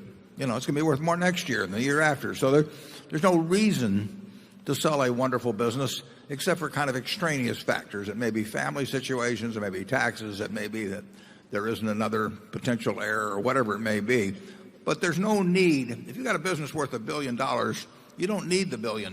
You've got a business that's worth $1 billion anymore than if you've got a farm that's worth $1 million. You've already got the $1 million. You just happen to have it in the farm. And if you like farming, you keep it. So we never urge people to sell good businesses. We urge them to keep them. But there comes times when they do want to sell for one reason or another, maybe once every 20 or 50 years. And we do think if they have a business that they're enormously proud of, that's a really fine business, that they can keep more of the attributes that they love in that business by selling it to Berkshire than they can by far selling it to anyone else. So we are the logical buyer. As you mentioned, I'm going to Europe.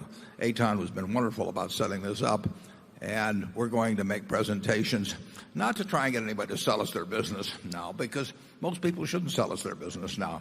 But we do want them to think of us when the time comes, when an event occurs that does cause them to think about selling. And we want to be on their radar screen. And we're more on the radar screen in the United States than we are in Europe, and we're going to try to correct that. But if you take a firm like Uname and Lint, there's a price at which we would buy stock in Lint. There's a price at which we would buy the whole business, but it's unlikely to be selling there. If you think about hundreds and hundreds of wonderful companies, I get all these managers that just got a CEO yesterday who called me, and they want to tell me about their business, and they imply their businesses, or they think their business is the most attractive investment in the world. It isn't the most attractive investment in the world. There are thousands of possible investments, and the idea that all these managers are saying our stock is the most wonderful in the world is crazy. But it's our job to look at hundreds of things and in terms of marketable securities, buy what we think are the most attractive ones among the ones we understand and like as businesses. And then occasionally we get the chance to buy an entire business. We never do that at a bargain price. It just doesn't happen. People don't do that. The stock market gives you bargain prices. Individual owners won't. But when we get a chance to do that at a fair price, we like doing it. We love building Berkshire with a bunch of businesses with favorable long-term economic characteristics. But the chance that any one of them, we aren't going to look for a given confectionery company and say, regardless of price, we're going to do this, because we don't do anything when the phrase regardless of price enters into the sentence. Charlie? Yeah, I watched a man build up a business in Southern California, which was a wonderful business. And the time came to sell it, and he devoted his whole life to creating it. He sold it to a known crook who was obviously going to ruin the business just because he could get a slightly higher price. I think that's an insane way to live a life if you own a prosperous business. I think the better course is to sell to somebody you know is going to be a good steward of what you've created.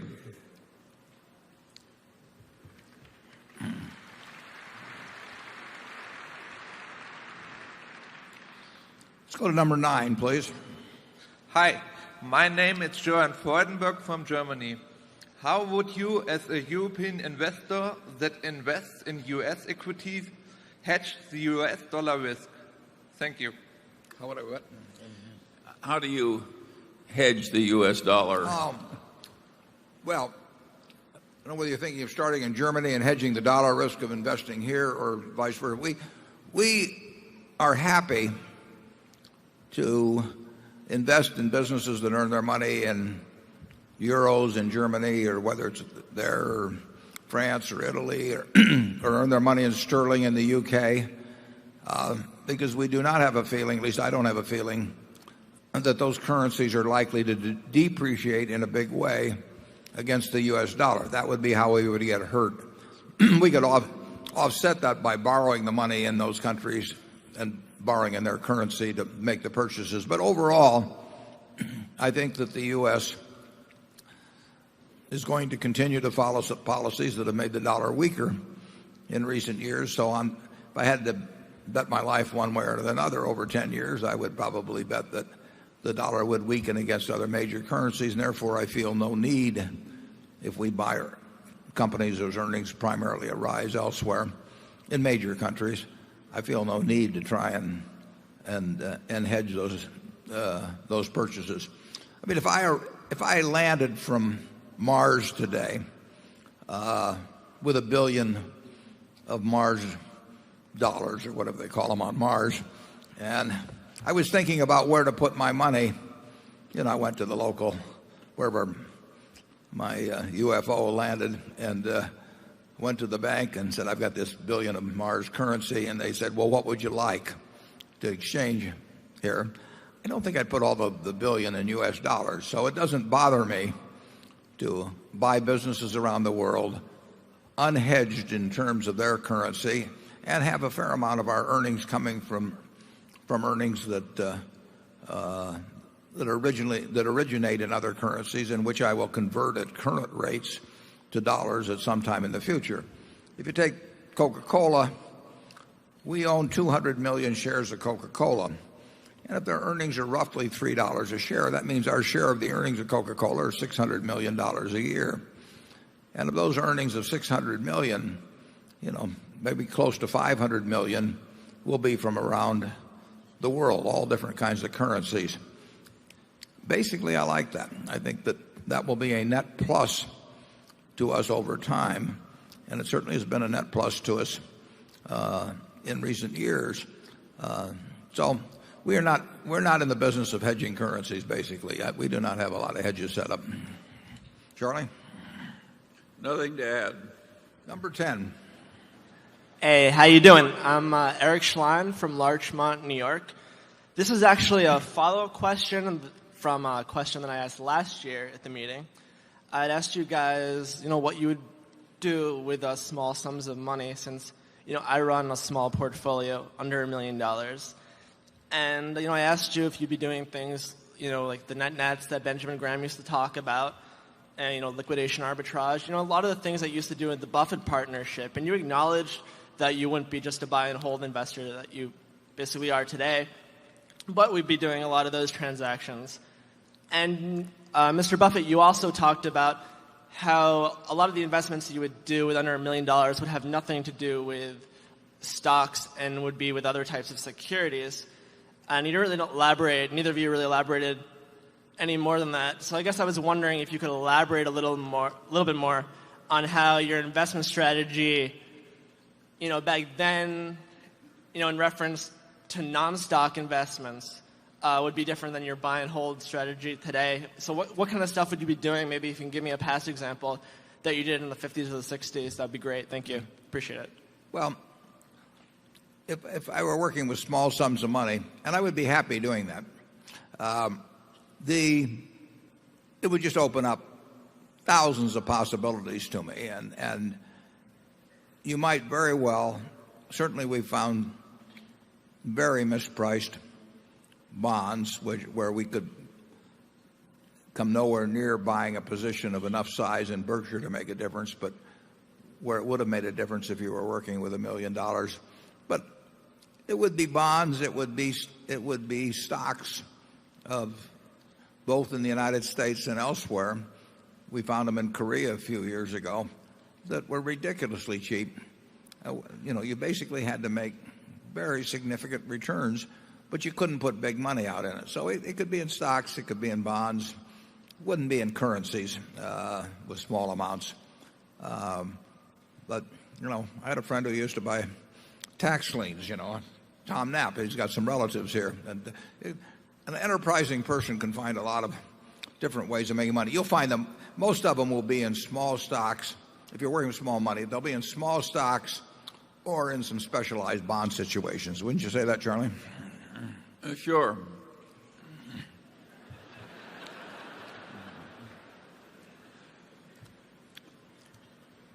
Number 11, please.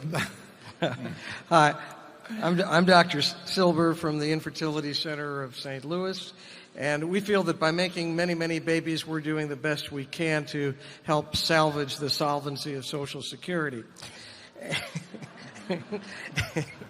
And we won't pursue the logic of that too far. But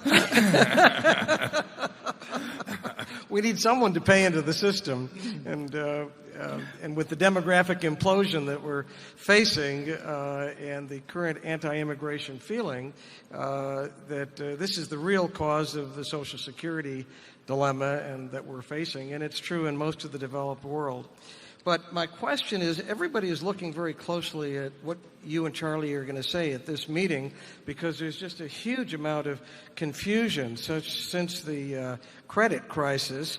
And I guess you've been through many, many years and decades of confusion, but everybody really wants to know what you think, because we have three candidates, one of whom I like, which I won't mention, but all three of whom seem to be pandering to voters and not really demonstrating a profound understanding of economics.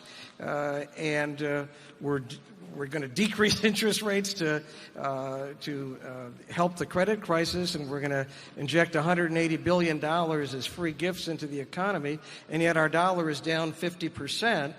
And we certainly don't want a recession and all the misery that would bring, but aren't we going to eventually have a gigantic inflation here in the U.S.? And in China, which is our major partner in this, the stock market has gone down and people are losing money because they're worried about the U.S.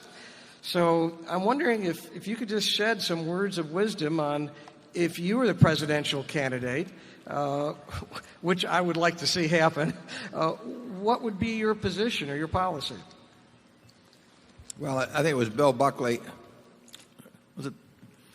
that ran for mayor of New York, 40 years ago or something like that. And they asked him what the first thing he would do if he were elected. He said, I'd ask for a recount.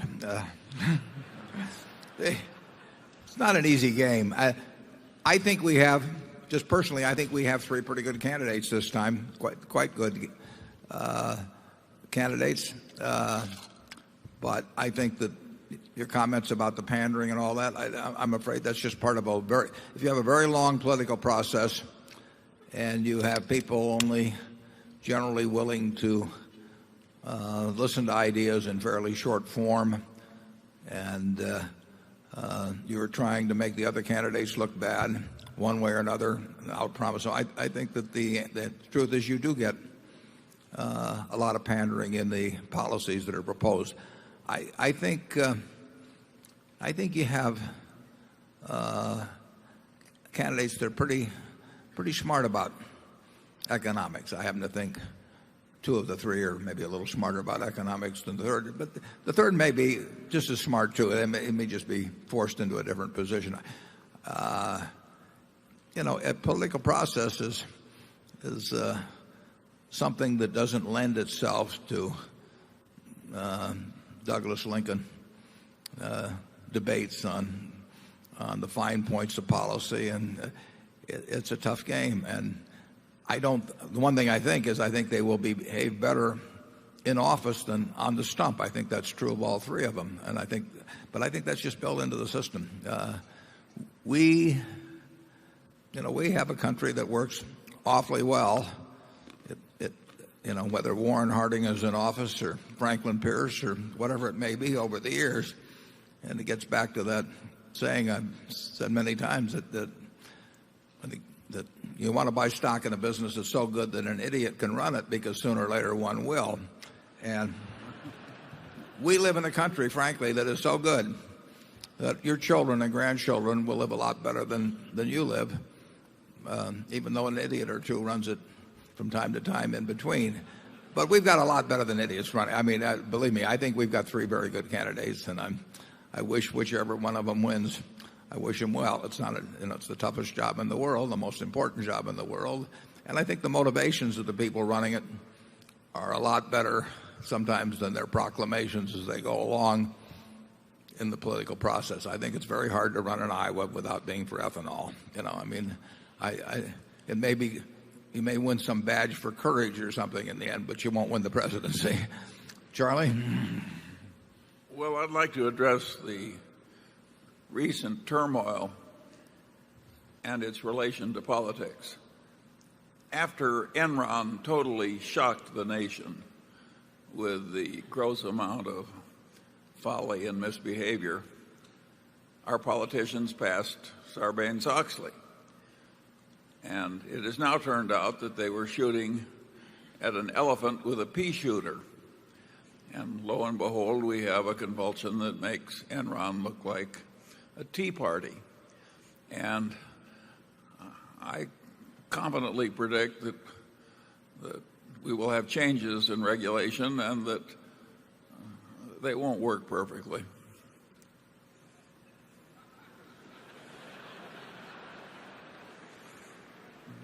Human nature always has these incentives to rationalize and misbehave, and the learned professions very often fail in their basic responsibility to be learned. And we're going to have this turmoil as far ahead as you can see. But look at it this way. I have a job here I love, and I'd gladly pay to have this job. Now, I have enough stock so that I'm reasonably assured of keeping the job. But let's just assume for the moment that there were 3 other candidates out there, and none of us had any stock, and we were all up here making a pitch to you. My answers might have been a little different today, in terms of what Berkshire's prospects would be under me and all of that sort of thing going forward. It's a corrupting process. Now, it works pretty well, but the process itself has to be corrupting. Just take the boom in commodity prices we've had. We've had a boom in the price of oil, but we've had a boom in the price of corn and soybeans. Now, I have heard no political candidate say you've had this huge increase in the price of corn and soybeans. That means all these poor people throughout the country will be paying more for food, so we ought to put an excess profits tax on farmers. That is not something you're going to hear. On the other hand, when it happens in oil and it happens to be Exxon, people will propose occasionally we ought to put a terrible tax on Exxon because the price of oil has gone up. There's a lot of situational ethics or situational policy making that depends on how many voters there are in any given category and what state you happen to be in and all that. But I don't think I'd behave any better. Now, if my ambition were to be the President of the United States, I would, I'm sure it would affect what I talked about, my behavior. We're all human beings, and so I don't condemn the people for the fact that when they, are working 18 hours a day and the other guy is shooting at them and they start exaggerating things a little. I just don't think you should expect more of human beings and I think that they will tend.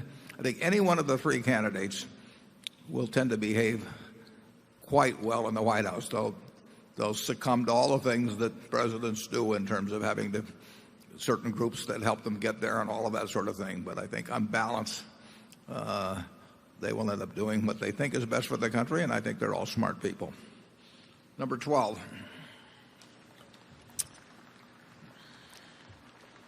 My name is John Ebert. I'm from Bremerton, Washington.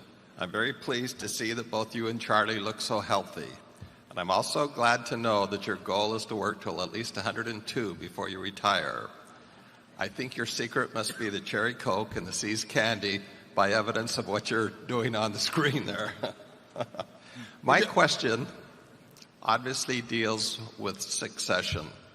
At last year's meeting, you spoke about your plan for your chief financial officer. Could you please update us on where you stand on succession?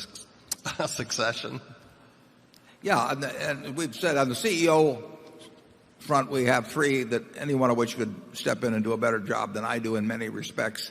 And the board is unanimous, I believe, in terms of knowing which one it would be if it were tomorrow morning, but that might be different 2 or 3 years from now. I think in any event, though, when the time comes, they'll want to pick somebody reasonably young because I think on balance it's a good idea to have a long run at this job. And I think it aids in acquisition and being able to make promises to people about how their businesses will be treated and so on. In terms of the investment officer, the board has 4 names. We've discussed the 4. Any one or all of the 4 would be good at doing my job, probably better in some ways. But they all have good jobs now. They're happy where they are now. They would, I think, any one of the 4 would be here tomorrow if I died tonight and they were offered the job by the board. They're all reasonably young. They're all very well-to-do or rich, and compensation would not be a major factor with them. I think that any of the 4 would take the job at less money than they're making now, but there's no reason for them to come now. I would still end up making the decisions, and they would probably chafe at the idea of not being able to make the decisions. I actually worked for Ben Graham for a few years, and I loved the man enormously. I learned an amount from him. I named my older son, middle name is after him. But in the end, I wanted to make decisions, and if Ben Graham made them differently, I actually prefer to make my own decisions. And that's anybody that manages money well is going to feel that way. So it's just better in this case. It could happen tomorrow. It could happen 5 years from now. But whenever I'm not around to make the decisions, the board will decide whether to have 1, 2, 3, or 4 of these people. They'll decide, they may decide to have 4 and divide it up 4 ways. They may decide to have only 1. They will probably be heavily influenced by how the incoming CEO feels about exactly how he wants to work with a group or with one, and they'll come. So there will be no gap after my death in terms of having somebody managing the money, and they'll probably be a lot more energetic than I am now, and they could very easily have a much better record. Some of them have a much better recent record than I do. Charlie?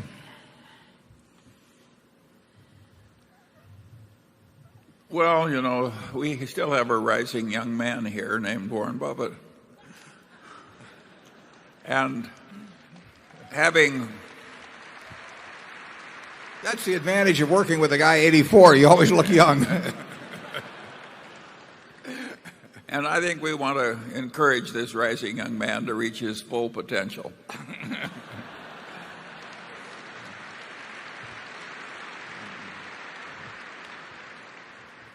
One thing I should point out, with our average age being 80, people talk about aging managements. Well, we haven't found a management that isn't aging. If we ever find we want to start eating what they eat. And what I can point out about your management, since our average age is 80, we're only aging at the rate of 1.25% a year. And that is the lowest rate of aging that I know of in corporate America. I mean, some of these companies have 50-year-olds and they're aging at 2% a year. And just think how much riskier that is. Let's go to 13. I'm Isaac Dimitrovsky from New York City. Mr. Buffett, it's great to be here.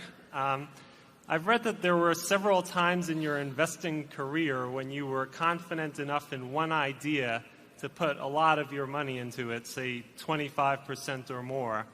I believe a couple of those cases were American Express and the Washington Post in the 70s, and I've heard you discuss your thinking on those. But could you talk about any of the other times you've been confident enough to make such a big investment and what your thinking was in those cases? Charlie and I have been confident enough, if we were only running our own net worth, I'm certain a very significant number of times, if you go over 50 years, there have been a lot of times when you'd have put at least 75% of your net worth into an idea, aren't there, Charlie? Well, but 75% of your worth outside Berkshire has never been a very significant amount. Well, but I'm going back. Let's just assume it was. Let's just assume you didn't have Berkshire in the picture. There have been times, we've seen all kinds of ideas we would have put 75% of our net worth in. Warren, there have been times in my life when I've had more than 100% of my net worth invested in things. That's because you had a friendly banker, and I didn't. There have been times, initially I had several times I had 75% of my net worth in one situation.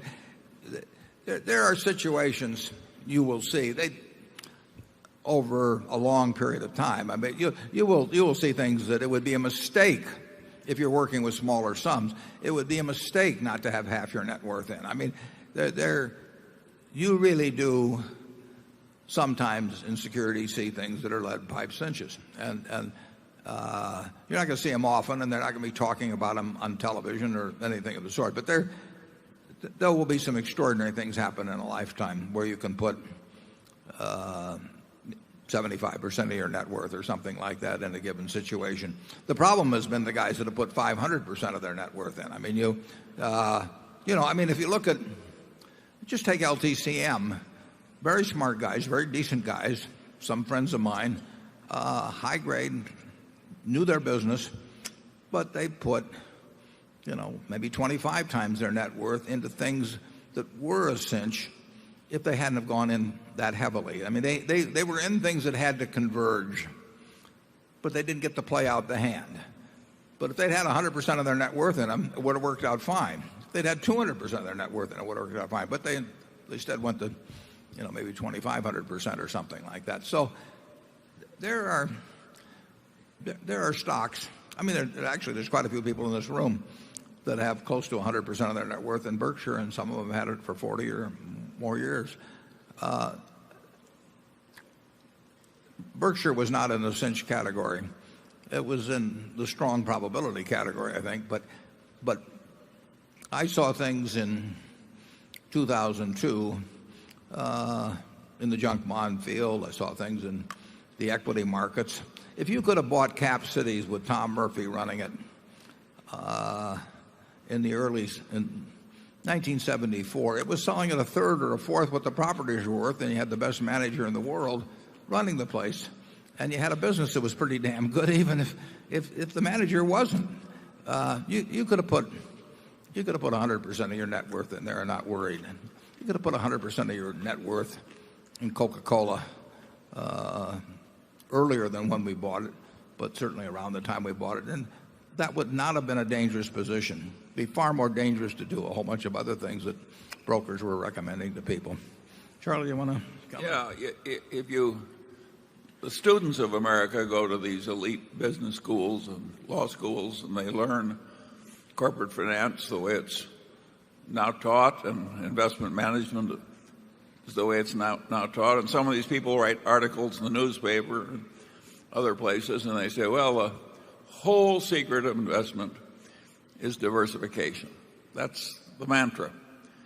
They've got it exactly back-assward. The whole secret of investment is to find places where it's safe and wise to non-diversify. It's just that simple. Diversification is for the know-nothing investor. It's not for the professional. And there's nothing wrong with the know-nothing investor practicing it. It's exactly what they should practice. It's exactly what a good professional investor should not practice. But that's, there's no contradiction in that.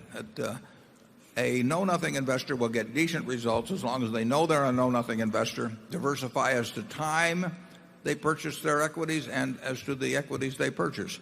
That's crazy for somebody that really knows what they're doing. And you will find opportunities that if you put 20% of your net worth in it, you have wasted the opportunity of a lifetime, in terms of not really loading up. And we've had the chance to do that way in our past when we were working with small sums of money. We'll never get a chance to do that working with the kinds of money that Berkshire does. We try to load up on things, and there will be markets when we get a chance to from time to time, but very seldom do we get to buy as much of any good idea as we would like to.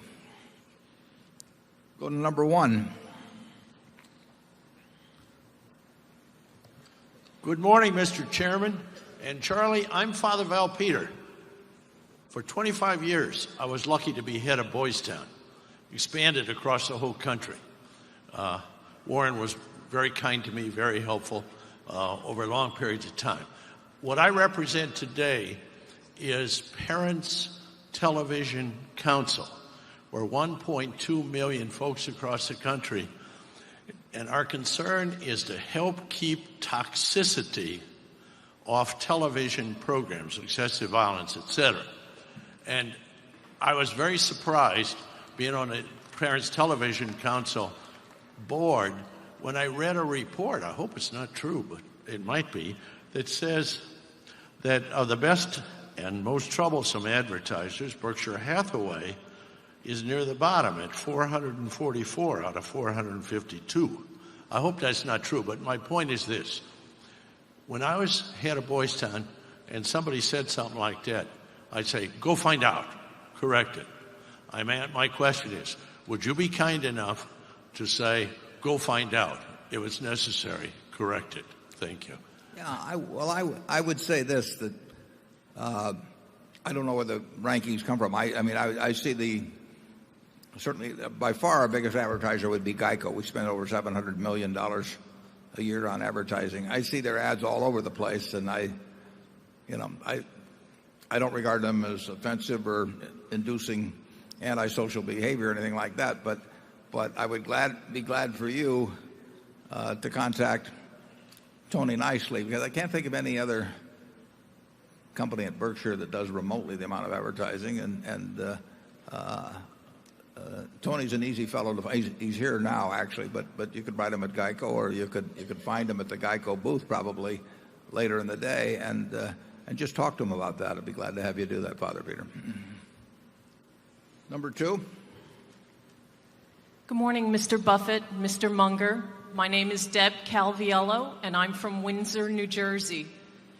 I'm 45 years old and have achieved financial independence in that I'm able to manage the money of my spouse and myself full time. And that goes to marrying well, part of that. That could be a big part of it. Marrying well in the sense that I received the encouragement and the confidence to pursue that. That's terrific.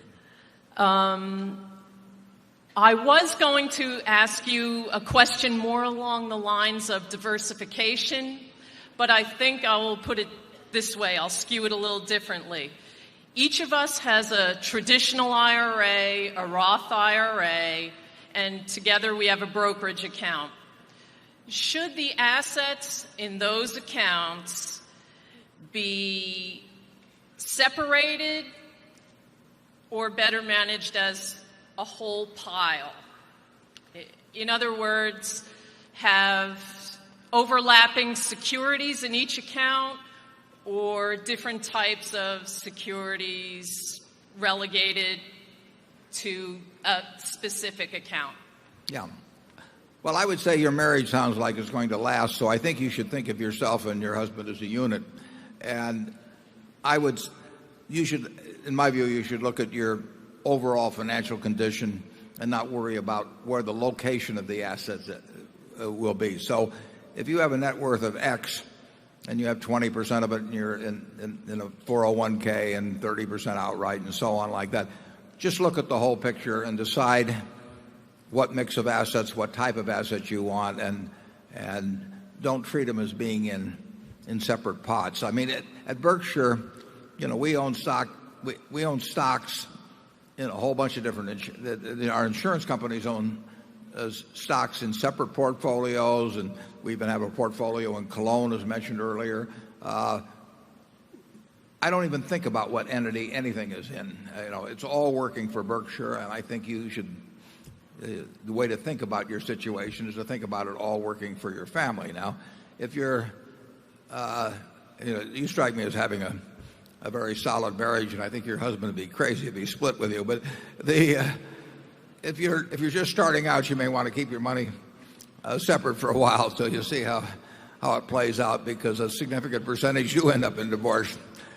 I don't get into marriage counseling very often, so I can feel the ground sort of disappearing between my feet here, but I will turn it over therefore to our marital expert, Charlie Munger.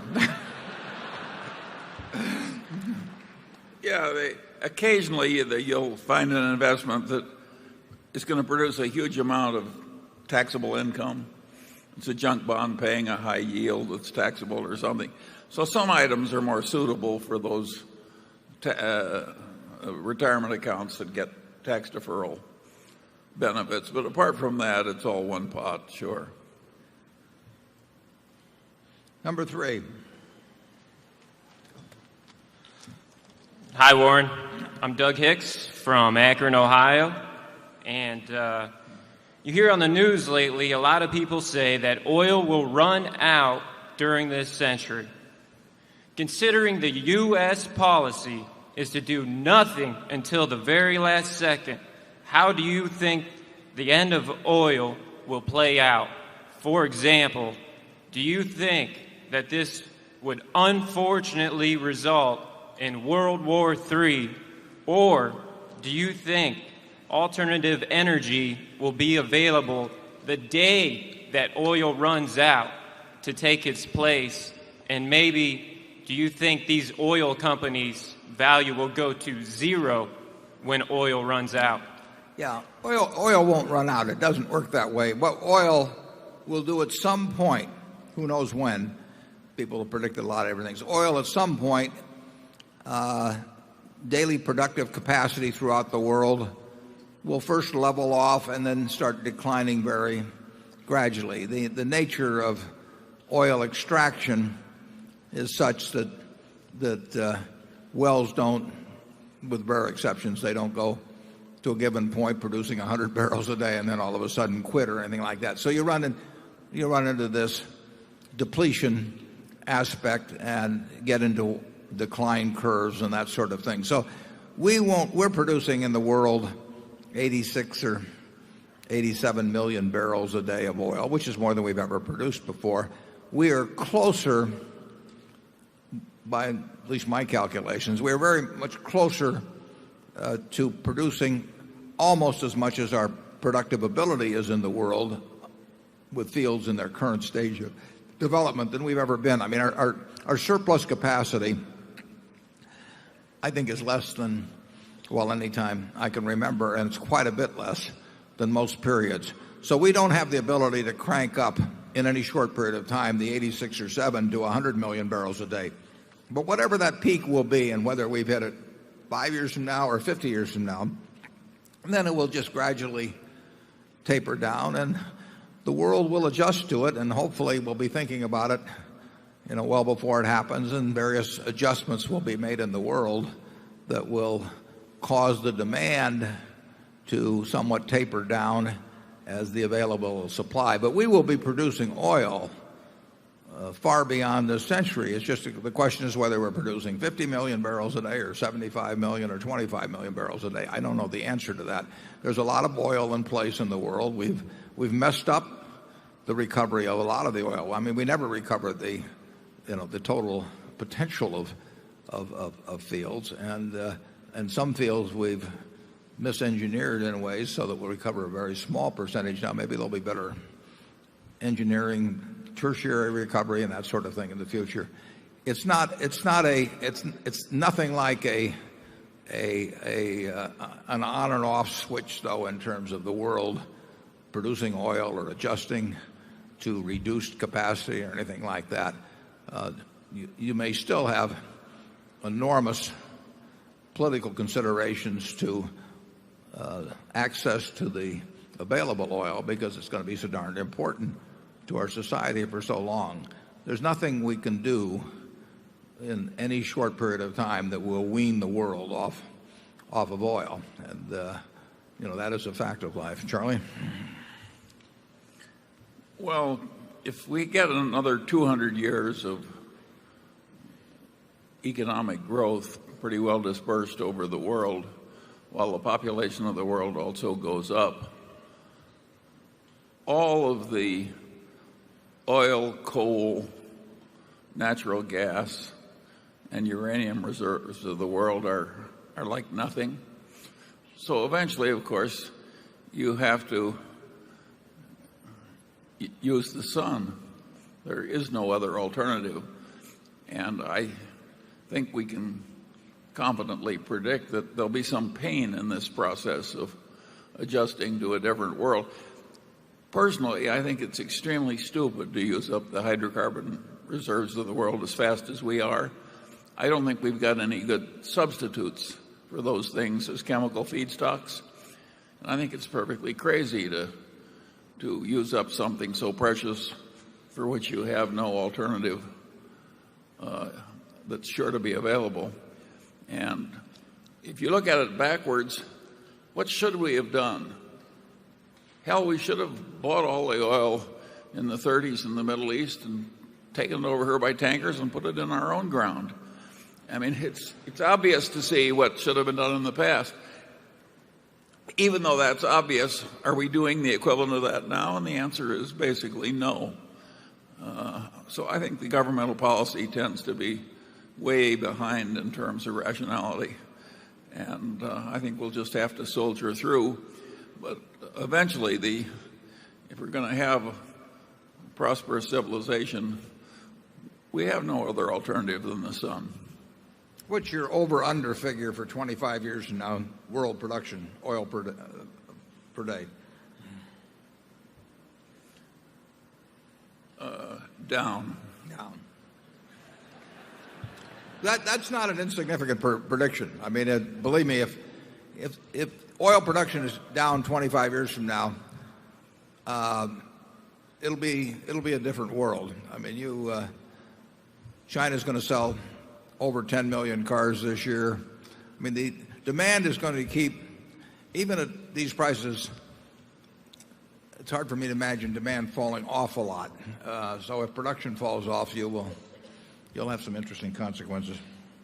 Number 4. Mr. Buffett and Mr. Munger, my name is Guy Pope, and I'm from Portland, Oregon. I enjoyed the cartoon this morning, and I'd like to expand on that. I, too, like the idea of both of you serving as a single term as the President of the United States. Hypothetically, let's say, Mr. Buffett, you served the first term. Mr. Munger, you served the second term. I think the other way around's better, but go ahead. Each of you, please name 3 difficult policy decisions you would implement during your term to better the country. Well, Charlie's going to serve the first term, so I'm going to let him name his 3. I think that one takes us so far afield that I think it's asking too much. 3 perfect solutions to the major problem of mankind from each of us in a few minutes.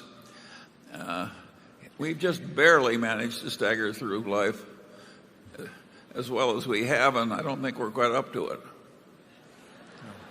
We probably have a massive federal program for retirement homes, actually. I would probably do something about the tax system that would change things so that the super rich paid a little more and the middle class paid a little less. But that might be why you'd prefer to have Charlie serve first. Number 5. Hi, I'm Ryan Johnson from Arizona, and I wanted to ask what you think about the food shortages in the world and what trends you see in the next decade or 2. Well, again, I'm no expert on that. Charlie? Well, I said last year that I thought that the policy of turning American corn into motor fuel was one of the dumbest ideas in terms of the future of the world that I'd ever seen. I came out here with the head of an academic institution, and he called the idea stunningly stupid. Now, I'm here in Nebraska, where I like Nebraskans to prosper, but this idea was so monstrously dumb that I think it's probably on its way out. We've now, well, no, we got time for a couple more. Let's go to number 6. Hi, my name is Timothy Ferris. I am a guest lecturer at Princeton University twice a year, and I'd like to touch on an earlier question about investing with small sums of money. I'd like to ask both of you, if you were 30 years old again and had your first $1 million in the bank, how would you invest it, assuming you're not a full-time investor, you have another full-time job, you can cover your expenses with other savings for about 18 months, no dependents, and it'd be really helpful for my students, for myself and others here, if you could be as specific as possible about asset classes, percentages, whatever you're willing to offer. Well, I'll be very simple. Under the conditions you name, I'd probably have it all in a very low-cost index fund, and it'd probably be, might be Vanguard, somebody I knew was reliable, somebody where the cost was low, and because you postulated that you're not going to become a professional investor, I would recognize the fact that I'm an amateur investor, and I would feel that unless bought during a strong bull market, which this hasn't been, I would feel that that was going to outperform to a degree bonds under current conditions over a long period of time, and then I'd forget it and go back to work. Charlie? Yeah, it's in the nature of things that you aren't going to have a whole lot of screamingly successful professional investors. you've got a great horde of professionals taking croupiers' profits out of the system, most of them by pretending to be professional investors. And that is in the nature of things too. But if you don't have any rational prospects of being a very skilled professional investor, well, of course you should compromise on some simple thing like an index fund. Yeah, and that you will not get that advice from anybody because nobody gets paid to give you that advice. So you will have all kinds of people telling you how much better they can do for you than that, and how if you just give them a wrap fee or give them commissions or whatever it may be, that they will do better, but they won't do better. On average, if 1,000 other people like you do the same thing, that group of 1,000 will do worse if they listen to the people that make pitches at them. And in the end, why should you expect? I mean, you'll get a very perfectly decent return over a 30 or 40-year period by doing what I suggest. And why should you expect more than that when you don't bring anything to the party? The salesman will tell you that you'll get it, but you won't. I would give you another word of warning. Do not judge stockbrokers generally by the ones you meet at this meeting. We attract some of the most honorable, intelligent stockbrokers in the world. They are not representative of the class. The politician in him just came out. Okay, we'll do one more and then we'll break for lunch. Number 7. Good morning. My name is Tim Pham. I'm from Austin, Texas. For my children, I would like to hear from both of you as far as the temptation to keeping up with the Joneses. And can you give them advice that they can live by with respect to frugality, debt, and work ethic? Yeah, just tell them to keep up with the Buffetts.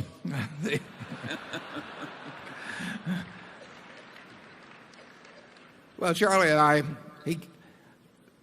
have always been big fans of living within your income, and if you do that, you'll have a whole lot more income later on. And I think they will, to a considerable extent, not a perfect extent, they will follow the example of their parents. I mean, if their parents are coveting, every possession of their neighbor, or trying to figure out ways to increase their cost of living without necessarily their standard of living, the kids are likely to pick up on it. But now you can get the reverse effect. If you get too tough with them, they go crazy later on. But people make that election. And incidentally, there are plenty of people that I don't advise to save. I mean, if you're struggling along and making a reasonable income and you have a job with a 401k being put aside for you and you have Social Security, who's to say whether it's better to defer $1 of expenditure on your family on a trip to Disneyland or something that they'll get enormous enjoyment out of, so that when you're 75 you can have a 30-foot boat instead of a 20-foot boat. I mean, there are choices, and there are advantages to spending money in various forms for your family when it's young, and giving them various forms of enjoyment or education or whatever it may be. So I don't advocate, I may practice, but I don't advocate extreme frugality. And I don't say that it's always better to be saving 10% of your income instead of 5% of your income. I think it's crazy to be spending 105% of your income, and I think that leads to all kinds of problems, and I get letters from people every day that have experienced those problems. But in the end, if you want to have an internal scorecard, I mean, you are not a better person or a worse person because you live a different kind of life than your neighbor. You live a life that is true to yourself. Charlie? Yeah, it's obviously the best method to train your children to provide the proper example. I think we're hearing a child that didn't get that advice. Yeah. But of course, even if you do provide the proper example, it's likely not to work. It's noon. Some of the time, anyway. It's noon now. We'll take about a 30 to 40-minute break. We'll come back. Some of those who are in the other room, we always have some openings here after lunch, so you might be able to move into the main room. We'll reconvene. We'll say at 12:45. We'll go till 3 o'clock. My cousin Bill Buffett will be out at the Bookworm signing books about my grandfather. And I look forward to seeing you in a few minutes. Thanks.